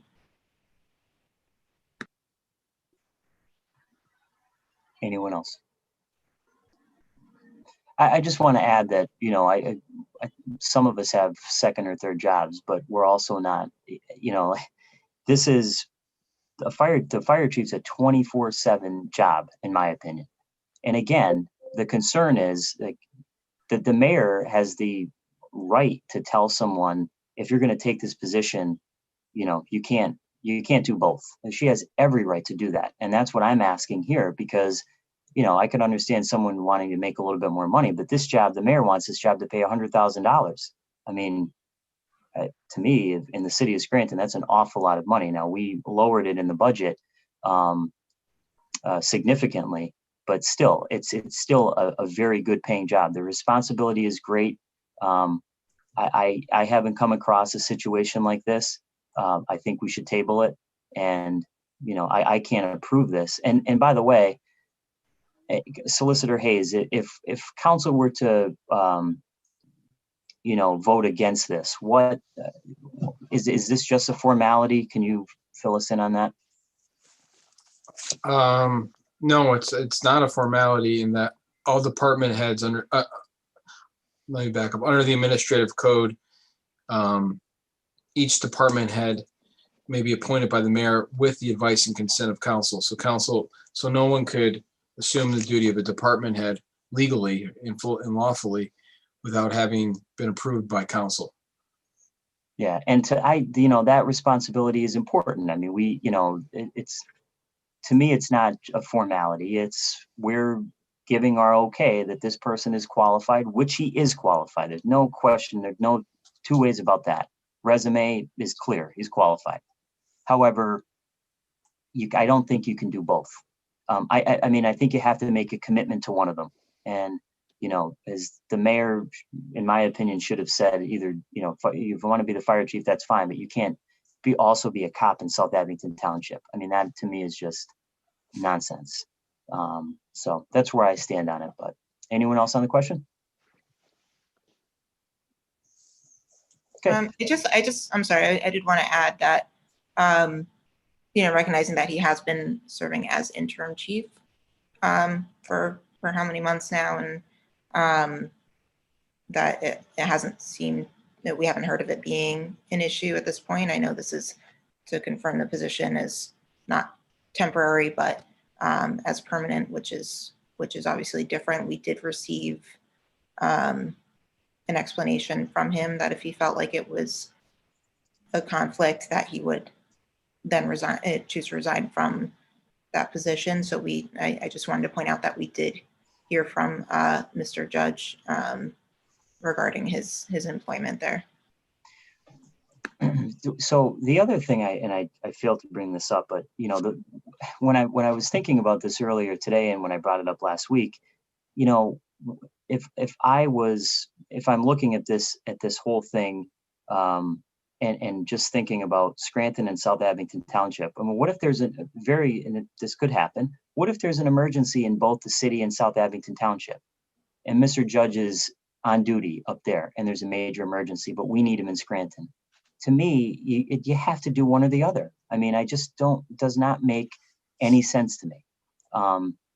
So again, there's always the possibility that there could be a major emergency in both areas, and we're paying this person, you know, a good salary. It's a 24/7 job. It's a major responsibility. I think we're the third or fourth largest department in the state. I just feel very strongly about it.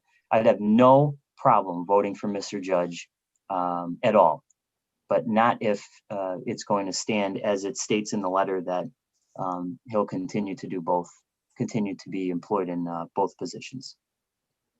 Anyone else on the question?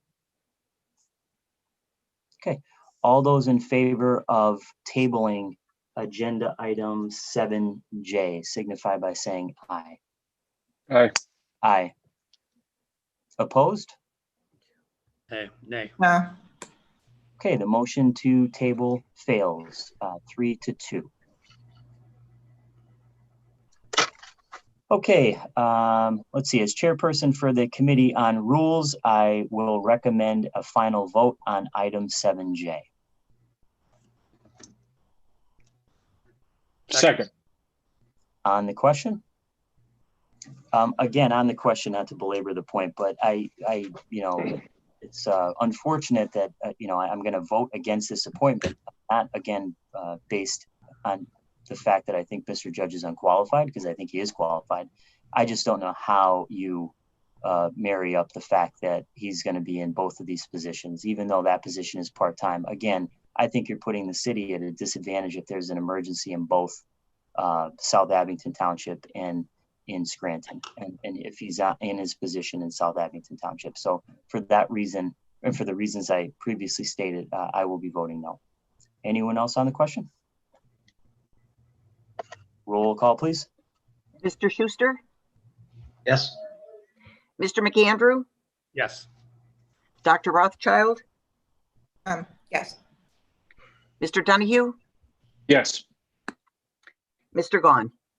No, I hereby declare item 7J legally and lawfully adopted. 7K for consideration by the Committee on Rules for Adoption, Resolution Number 108, 2020, appointment of Alex Mulfatus, 119 Penn Avenue, Scranton, Pennsylvania, 18503, as a member of the Scranton Parking Authority, effective November 24, 2020. Alex Mulfatus will be replacing Thomas Tanzitz, whose term expired. Alex Mulfatus will be appointed to a 5-year term effective November 24, 2020, and will expire on June 1, 2025. As chairperson for the Committee on Rules, I recommend final passage of item 7K. Second. On the question? Roll call, please. Schuster, Yes.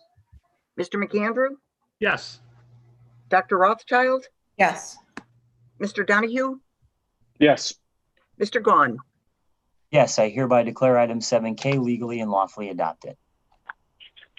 7L for consideration by the Committee on Public Safety for Adoption, Resolution Number 109, 2020, authorizing the mayor and other appropriate city officials to accept on behalf of the City of Scranton Police Department a grant from the PNC Foundation for Fair and Impartial Police Training Program in the amount of $7,500. What is the recommendation of the chairperson for the Committee on Public Safety? As chairperson for the Committee on Public Safety, I recommend final passage of item 7L. Second. On the question? Roll call, please. Mr. Schuster, Yes. Mr. McAndrew, Yes. Dr. Rothschild, Yes. Mr. Donahue, Yes. Mr. Gahn. Yes, I hereby declare item 7L legally and lawfully adopted. 7M, previously tabled, for consideration by the Committee on Finance for Adoption, file of the Council Number 35, 2020, appropriating funds for the expenses of the city government for the period commencing on the first day of January 2021 to and including December 31, 2021, by the adoption of the general city operating budget for the year 2021. I'd like to make a motion to amend item 7M as follows. Under revenue, amend account number 01.301.30706 real estate taxes to increase the dollar amount from $11,015,000 to $11,061,000, an addition of $46,000. Amend account number 01.301.30120, real estate taxes, delinquent real estate tax from $2,300,000 to $2,300,032, increase of $32,000. Amend account number 01.305.30500, non-resident wage tax increasing from $0 to $100,000. Amending account number 01.310.31120, current wage tax, increasing from 26 million to 26.4 million, an increase of $400,000. Amend account number 01.320.32120, licenses and permits, building permits, by increasing the amount from 600,000 to 600,267, an increase of $267. Amend account number 01.350.35020, intergovernmental reimbursement, supplemental state aid pension from $3,850,000 to $3,851,000, an increase of $1,000.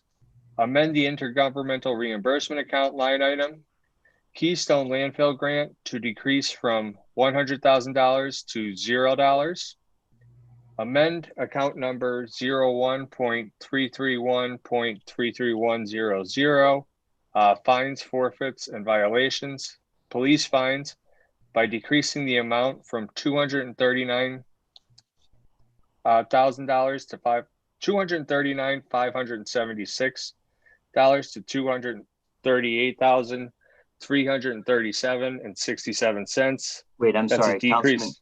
Councilman Donahue, that last one was $239,576.58. I don't know if you missed that. Yes, sorry, I hopped over that. $239,576.58 to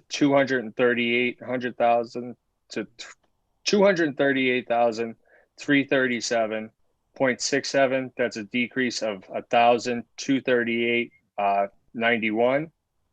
Amend account number 01.392.3933, interfund transfers, contingency revenue loss protection, to decrease from $4,406,000 to $0. And then amend the budget revenues, miscellaneous revenue / cable TV, by adding a line item titled proceeds from refinancing and increasing the amount from 0 to $3,772,248.05. Under expenditures, Office of the Mayor, amend account number 01.010.0000.4010, Office of the Mayor, standard salary, by decreasing the amount from $216,085 to $146,085, a decrease of $70,000. And that's by decreasing the salary of the Chief of Staff from $70,000 to $0 and eliminating the position. Amend the Office of the Mayor's position title page to eliminate the position of Communications Manager that was not funded in 2021. Under Police Department, amend account number 01.011.00071.4010. Police Department standard salary increase from $11,091,878.97 to $11,250,771.16. That's an increase of $158,892.19. Amend the Police Department budget by deleting the Deputy Superintendent of Police position by decreasing the salary from $100,978.22 to $0. Amend the Police Department budget by adding a regular patrolman to increase the total of patrolmen from 88 to 89. No change from last year. Amend the Department of Public Safety Borough of Police budget by adding a special operations ammunition line item in the amount of $23,620.83. Amend under the Fire Department, amend account number 01.011.00078.4010, Department of Public Safety, Bureau of Fire, standard salary decreasing from $574,854.30 to $10,563,554.74. That's a decrease of $11,299.56. By decreasing the salary of the fire chief, emergency manager, management coordinator from $100,799.56 to $89,500. City Council, under City Council, amend account number 01.0200000.4010, Office of the City Clerk, City Council, decreasing the standard salary from $245,536.27 to $242,536.27, a decrease of $3,000. By decreasing the salary of the city clerk from $60,000 to $57,000. Under Human Resources, amend account number 01.040.0041.0 Department of Business Administration, Bureau of Human Resources. Standard salary. I'm sorry, in that amend account number, I think you missed a zero in there.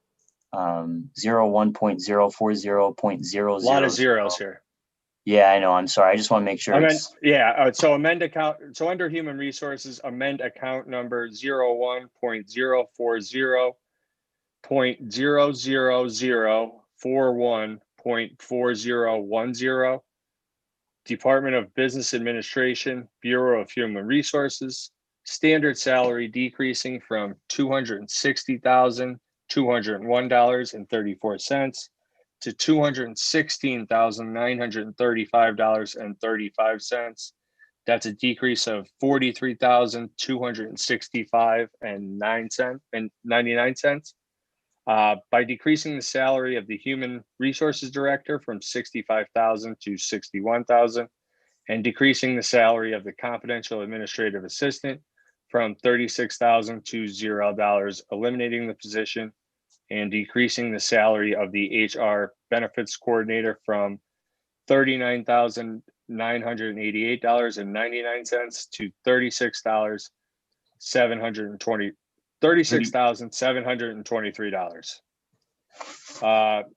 Amend Department of Business Administration, Bureau of Human Resources, position title page to delete the position of Public Health Coordinator. Under Information Technology, amend account number 01.040.00042.4010, Department of Business Administration, Bureau of Information Technology. Standard salary decreasing from $259,900 to $258,900, a decrease of $1,000. By decreasing the salary of the IT director from $65,000 to $64,000. Under Department of Treasury, amend account number 01.040.00043.4010, Department of Business Administration, Bureau of Treasury. Standard salary decreasing from $139,468.26 to $124,468.26, a decrease of $15,000. By decreasing the salary of the treasurer from $65,000 to $50,000. Amend the Department of Business Administration, Bureau of Treasury position title page to delete the position of Assistant Treasurer, Billing and Data Management. That was not funded in 2021. OECD, amend account number 50.00000.4010, Department of Community Development. Standard salary decreasing from $646,678.55 to $632,678.55, a decrease of $14,000. by decreasing the salary of OECD director from $70,000 to $56,000. That lowers the city's contribution. The city's contribution decreases from $57,158.20 to $43,158.20. Under the LIPS department, amend account number 01.051.00051.4040, Bureau of Licenses, Inspections and Permits, other salary decreasing from $20,000 to $0. That's a decrease of $20,000. Amend account number 01.051.00051.4010, Bureau of Licenses, Inspections and Permits, standard salary decreasing from $736,971.54 to $733,347.66. That's a decrease of $3,623.88. By decreasing the salary of the Licensing, Inspections, and Permits Director from $56,623.88 to $53,000. Amend account number 01.051.00051.4590, Bureau of Licenses, Inspections, and Permits, building demolition, decreasing from $200,000 to $170,000. That's a decrease of $30,000.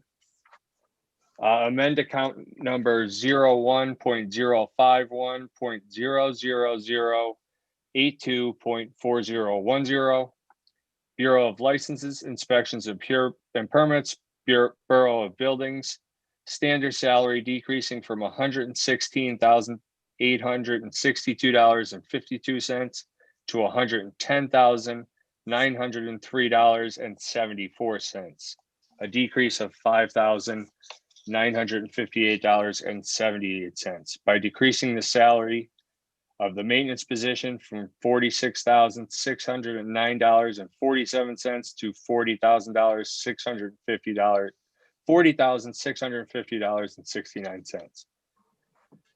Amend the Bureau of Licenses, Inspections, and Permits position title page to delete the position of confidential assistant zoning planning, which was not funded in 2021. Under Parks and Recreation, amend account number 01.0000.4010, Department of Neighborhoods, Parks and Recreation, standard salary decreasing from $140,687.01 to $0. Amend account number 01.051.00082.4101, Department of Neighborhoods, Parks and Recreation, uniform allowance decreasing from $1,500 to $0. And then amend Department of Neighborhood, Parks and Recreation, page 52, to delete this department from the 2021 operating budget. And then amend account number 01.1000000.4010, Borough of Parks and Recreation, standard salary increasing from $328,021.41 to $431,134.36, an increase of $103,112.95 by adding the positions of director at a salary of $52,500 and project administrator at a salary of $44,052.01. This also includes an increase of $6,560.94 CBA increase at the administration's request. And just to add that positions are what they were budgeted for last year, just in a different department. Amend account number 101.100.000.4070. DPW Bureau of Parks and Recreation overtime salary decrease from 45,000 to 40,000, a decrease of 5,000. And then amend account number 01.100.00000.400 or 0.4040. DPW Borough of Parks and Recreation other salary increase from $165,000 to $215,000, an increase of $50,000. Under Law Department, amend account number 01.060.00000.4080. Law Department overtime salary decreasing from $2,000 to $0. Amend account number 01.060.00000.4010. Law Department standard salary decreasing from $324,500 to $309,500 by decreasing the salary of the tax recovery solicitor from $15,000 to $0, eliminating the position.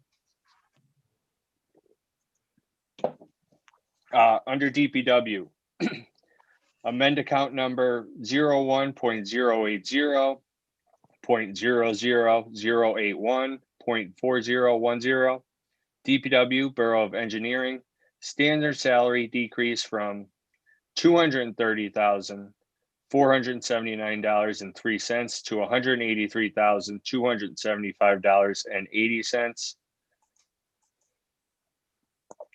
which also would include the addition of $2,796.77 in a CBA increase by decreasing the salary of engineering project manager from $50,000 to $0 and eliminating this position.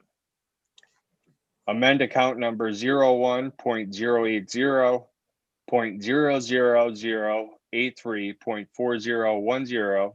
DPW Borough of Highways standard salary increase from $1,326,383.29 to $1,350,022.90, an increase of $23,639.61.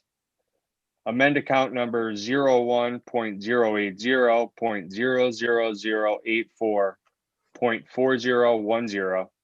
DPW Borough of Refuse standard salary increase from $2,212,558.61 to $2,256,783.41, an increase of $44,224.80. Amend account number 01.080.00085.4010.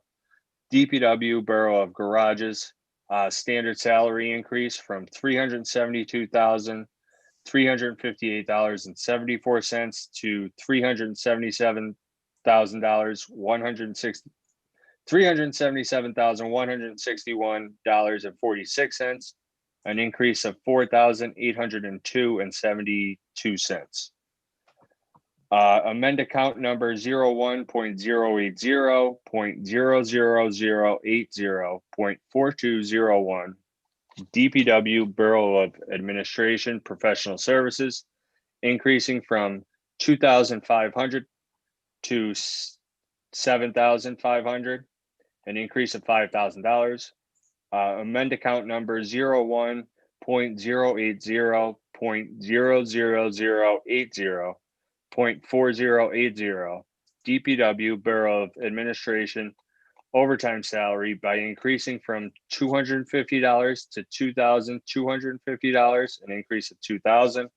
Amend account number 01.080.00081.4080. DPW Borough of Engineering overtime salary by decreasing from $5,500 to $3,500, a decrease of $2,000. Amend account number 01.080.00083.4260, DPW Borough of Highways, rental vehicles and equipment, decreasing from $100,000 to $50,000, a decrease of $50,000.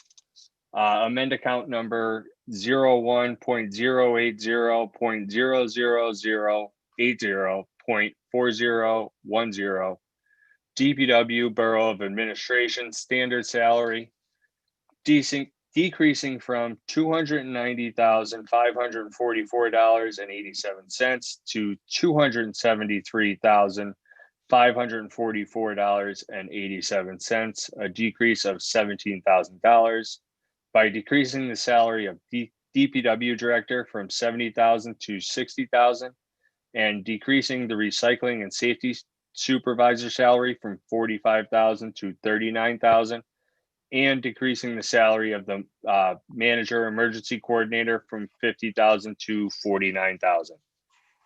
Amend the DPW Borough of Refuse position title page by deleting the team leader position, which was not funded in 2021. Under non-departmental expenditures, amend the non-departmental expenditure line item 4299 intern staffing, decreasing from $120,000 to $0. Amend account number 01.401.10060.4299 non-departmental expenditures, Everhart Museum, increasing from $0 to $37,500, an increase of $37,500. Amend account number 01.401.10155.4299 non-departmental expenditures, LHVA trail maintenance, increasing from $0 to $12,500. Amend account number 01.401.17020.4299 non-departmental expenditures, veterans organizations, increasing from $20,000 to $50,000, an increase of $30,000. Amend account number 01.401.17060.4299 non-departmental expenditures, community centers, increasing from $0 to $20,000. Amend non-departmental expenditures account line item ECTV, increase from $20,000 to $120,000, an increase of $100,000. Amend account number 01.401.15240.4299 non-departmental expenditures, TAN series interest, decrease from $200,000 to $146,522. That's a decrease of $53,478. And then amend account number 01.401.16270.4299 non-departmental expenditures, court awards, decrease from $800,000 to $700,000. That's a decrease of $100,000. So the new total for revenue comes out to $114,525,753.72. The new total for expenditures comes out to $114,525 or $114,525,753.72. Okay, thank you, Councilman Donahue. Is there a second? Second. Second. There's a motion on the floor and a second to amend item 7M, the 2021 operating budget. On the question? Anyone on the question? So on the question, we're just speaking to the amendments at this point. Well, I'll speak to them. I was going to either speak now or I'll speak on the vote. Yeah, sure, you could do whichever.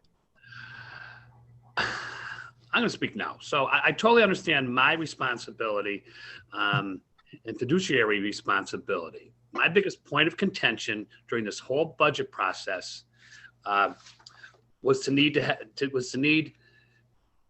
need to have or nice to have, right? That was my biggest point of contention. So I dug deep into the proposed new positions. There was 12 of them, right?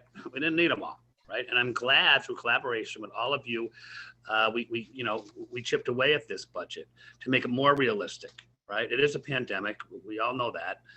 We don't need to be reminded of it, but now's not the time for a lot of these hires. Like I said, there's need to have, there's nice to have. So I was okay with the position of the person who's going to make signs, because when we approved changing all the signs in the city. So we need someone to do that. That's a needed position, right? It's a union position. The flood management position, right? We always have problems with flood control. I hear it all the time, and we lose out. So we need that person. We need that position, because we're losing out on reimbursement from FEMA and PEMA every time there's a flood or every time there's a lot of water issues, right? So this is a position we need. So, and I'm also happy with I was against any increases, but I said if we phase them in, I'd be okay with it. So you know what? They're being phased in at 5% instead of thousands of dollars, or one being close to $15,000, $20,000. So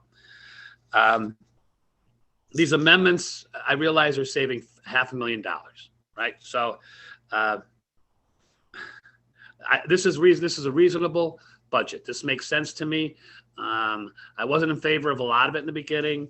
Now, after the amendments, that I take a look at it, I always have to own my vote and live with my vote. So with all these amendments, thank you to all of you as part of this process. Oh, Mark, you cut out on us. Mark.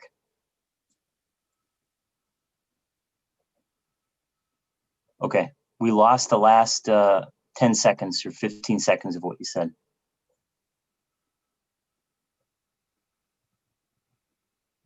Did I freeze or did everyone else freeze? No, nope. Okay, sorry. Mark? Okay, I think he froze. That's okay. I think we got most of what you said. He's muted. Okay. Yeah, you're muted, Mark, if you wanted to add anything else. I don't know what I have to add. I hope you heard everything I had to say. In the last 10 seconds, so we got most of it. All right, well, thank you. Thanks again, guys, for all your hard work in this process. Okay, thank you. Anyone else who wants to go next? I'm still trying to catch my breath from reading the amendments, but I could go. I think this was, it was a good process. A lot of the minor amendments that came in there didn't come from us. It came from the administration, and I think we were all understanding that this is also their first year of doing it. So we tried to, work with them to get those numbers right. And that's why we amended it. But then, council did make some changes. And I think what's important here is that we tried to do something that would build consensus, where you listen to everyone's concerns and then try to address them. Everyone might not like every single line item in this budget, but I'm hopeful that it's something that really we could all agree with, we could all live with. Because one of the main issues I had with the original proposed budget, and I've had this, for a couple of years on council, and also, with my time with the school district, is that use of one-time revenues. The only reason I'm in agreement to using that, and it's really not that we have to use it, it's just that option is there if we need it, is just because of the challenges and uncertainties that, arose due to the pandemic and how that's going to affect our revenue. In a normal year, I wouldn't agree to put that in there, but I think this year is a special exemption for that, where we have to provide some flexibility to continue to provide, the necessary services, that our citizens deserve.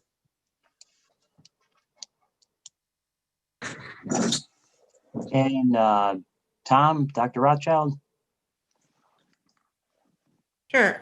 Well, I want to thank Councilman Donahue for reading through all the amendments. That was a lot, but I appreciate everyone's teamwork in putting those together and coming together on what I feel is a compromise. I was uncomfortable with the large increases in salaries and all the added positions. So I do feel like many of the positions, the department heads, that they should have increases. But this is a difficult time, and there's a lot to take into consideration right now. I think our city is faring better than other cities and municipalities, and what I've seen happen with them in their budget process. So I'm thankful that I feel we can come to an agreement on a lot of this. And I do appreciate the mayor's vision for what our city departments should look like, and what we would like to pay our employees, and what I think we really can strive for in the future. So it's not to say that any of this might not be possible, but I do want to plan the more cautious, conservative side for this year, given the potential revenue loss from the COVID-19 pandemic, and having that shortfall that we may need to make up for. So we have the balanced budget here tonight, and I'll be voting yes on this. Okay. And Councilman Schuster? So, with those amendments, we covered a lot of topics there. To touch on something Kyle said, that using that one-time revenue sources, I was glad that we were able to get some discussion going about that and find another way to do it. With that said, some of the refinancing that may be done to shore up some of that money there needed to be done, and that's getting done. Looking at those salary increases, we discussed. They were big, large jumps, and I do understand what the administration wants to do with that eventually, I feel. I think we made a compromise here by phasing some of that in, giving a little bit, but not those large jumps, especially this year. So, looking at this year, I don't think there's any excuse to treat it as business as usual, and I don't think we did. I think we looked at every line item and did what needed to be done, and we got to work with the administration. Every business owner, every small business in the city is limping along. And I don't think it was the year for all those positions and increases. So, and also go with something that Pell had said, every year we see an increase in about 3% of our expenditures versus 1% in our revenue increases. So, with that, these positions, these increases added another about 1%, I would say there. So I don't want to see our expenditures going up by about 4% into the future. While the revenues are remaining at 1%. I don't think it was something that we could have done. So I do think we all collaborated on this and compromised with the administration, especially given the year. Thank you. Thank you. First of all, I want to thank my fellow council members for their work on this budget. They provided valuable input, and I believe that we were able to come to a compromise on what we all felt was best for the city of Scranton, which should be the ultimate goal. I also want to thank Mayor Cognetti and Business Administrator Carl Dealey for their willingness to come to council on several occasions to discuss and defend the budget that they ultimately presented to council. In years past, that was not always the case. This was a welcome change in that regard. And I felt like even though we may not have agreed on everything within their budget, they did come on several occasions and answered questions and continued to answer questions right up until the end of this process. So I do appreciate that. One of the things I want to make note of, if you were listening to the amendments that Councilman Donahue read through, there were several amendments in there that were actually proposed by the administration, because when we received the budget was not balanced.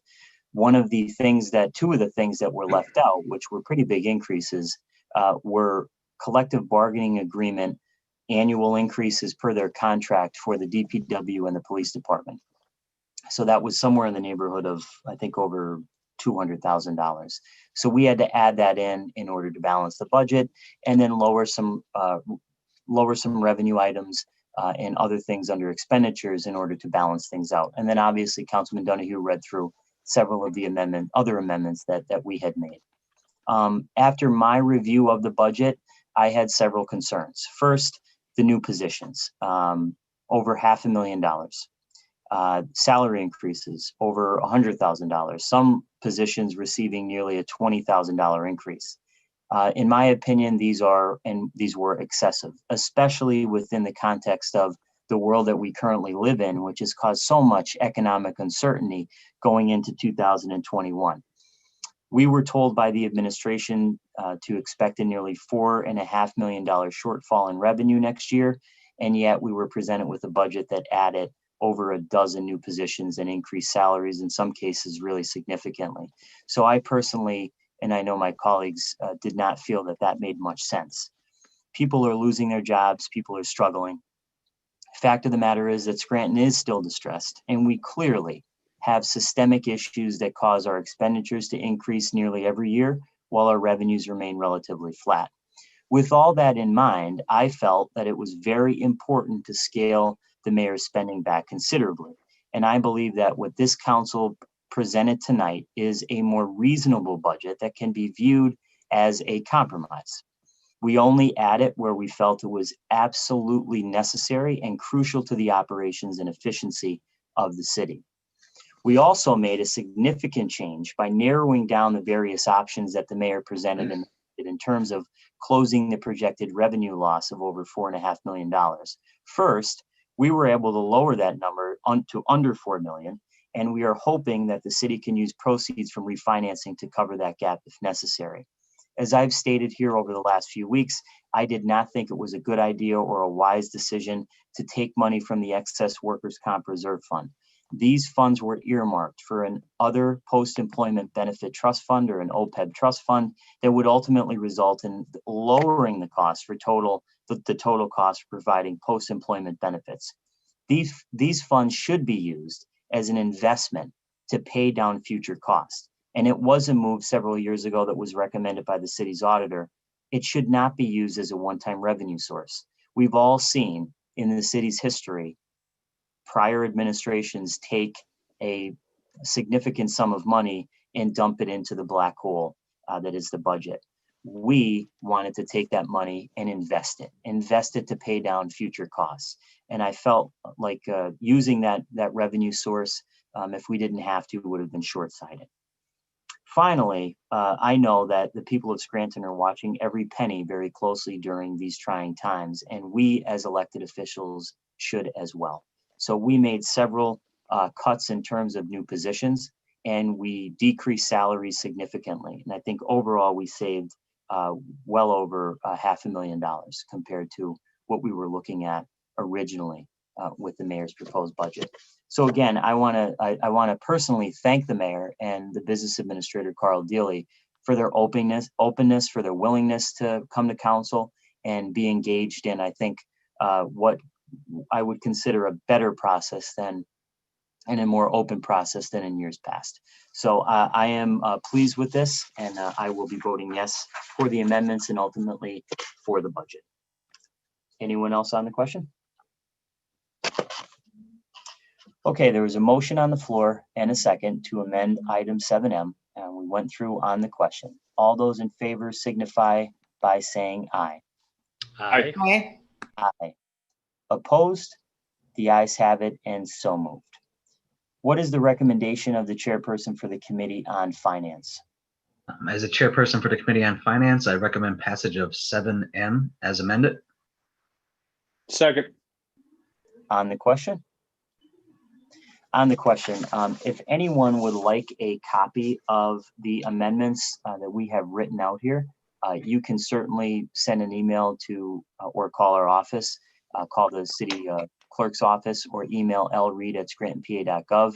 Again, as I mentioned before, unfortunately, there was a major technical glitch with the city's server, and we weren't able to post it on the city's website, although it is available in the treasurer's office on the first floor of City Hall. but we will get that out to anyone who would like a copy of it. It's very straightforward, as Councilman Donahue read through before, and we've personally felt, all of us felt, that these changes were necessary to rein in some of the spending. And again, I think Councilman Schuster said, we understand where the mayor was going. We just did not feel this was the year to do it in the context of the economic uncertainty, people losing their jobs, financial trying times, and the fact that next year we're looking down the barrel of potentially a significant shortfall in revenue. So anyone else on the question? Roll call, please. Mr. Schuster, Yes. Mr. McAndrew, Yes. Dr. Rothschild, Yes. Mr. Donahue, Yes. Mr. Gahn. Yes, I hereby declare item 7M as amended legally and lawfully adopted. 7N, previously tabled, for consideration by the Committee on Public Works for adoption, Resolution number 49, 2020, authorizing the acceptance by the City of Scranton by Keystone Sanitary Landfill of a John Deere 410L backhoe loader, serial number 1T0410 LXVLF 382297 per CoStar's DGS contract number 4400011444 from 5 Star Equipment. What is the recommendation of the chairperson for the Committee on Public Works? As chairperson for the Committee on Public Works, I recommend final passage of item 7N as amended to incorporate the suggested revisions outlined by Council Solicitor in his December 9, 2020 memorandum to Council, which is included in third order items 3J on tonight's meeting agenda. Second. On the question? On the question, Solicitor Hayes, can you just run through briefly the amendments that are going to be being proposed tonight? Sure. Basically, what we did is further explained the history which causes Keystone Landfill to be responsible for donating $100,000 in equipment to the city on an annual basis. We thought that was important that everyone understand why we're receiving this backhoe. In addition, we struck certain paragraphs that were in the administration's proposed legislation, which provided summaries of the current balance of what is owed to the city pursuant to these agreements between Keystone Sanitary Landfill and the city, just because we weren't provided with the underlying documentation which would support those estimates. In the defense of the public safety or the public works director, past administrations did not keep accurate records of the exchange of these items on an annual basis, and it was difficult for him to determine what the balance was. So, but nevertheless, we're not going to assume anything without the supporting documentation. And that was my recommendation. So that's basically it. Okay, yeah, thank you very much for putting that memo together. And also, I would, thank the administration and the DPW director for putting this agreement before us to memorialize this type of transaction with equipment. I think it's good to be open and out front with it, and it makes sense to put this type of thing on our agenda. Anyone else on the question? Roll call, please. Mr. Schuster, Yes. Mr. McAndrew, Yes. Dr. Rothschild, Yes.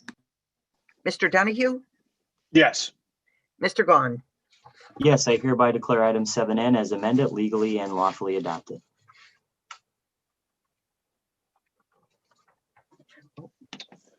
I would like to make a motion to authorize the city clerk to place a legal notice in the newspaper to cancel the 2 remaining meetings, December 22nd and 29th of 2020. Second. There's a motion on the floor and a second to authorize the city clerk to place a legal notice in the paper to cancel the 2 remaining regular meetings in 2020. On the question? On the question, we're canceling these meetings because we do not have any legislation coming down to us from the administration, so there would be no point in having a meeting. We'd have nothing to vote on. If we can clear up some of the things with Portnoy, there is an opportunity for us to have a special meeting if need be. So we can still meet from now until the end of the year. If something were to come up, we would be able to have a special meeting. Anyone else on the question? All those in favor signify by saying aye. Aye. Aye. Opposed? The ayes have it and so moved. And Kyle, I think you have one more. I do. I would like to make a motion to authorize the city clerk to place a legal notice in the newspaper to advertise city council meetings for the year 2021, commencing Tuesday, January 5th, 2021, with the caucus to be held at 5:45 p.m. and the regular meeting at 6:30 p.m.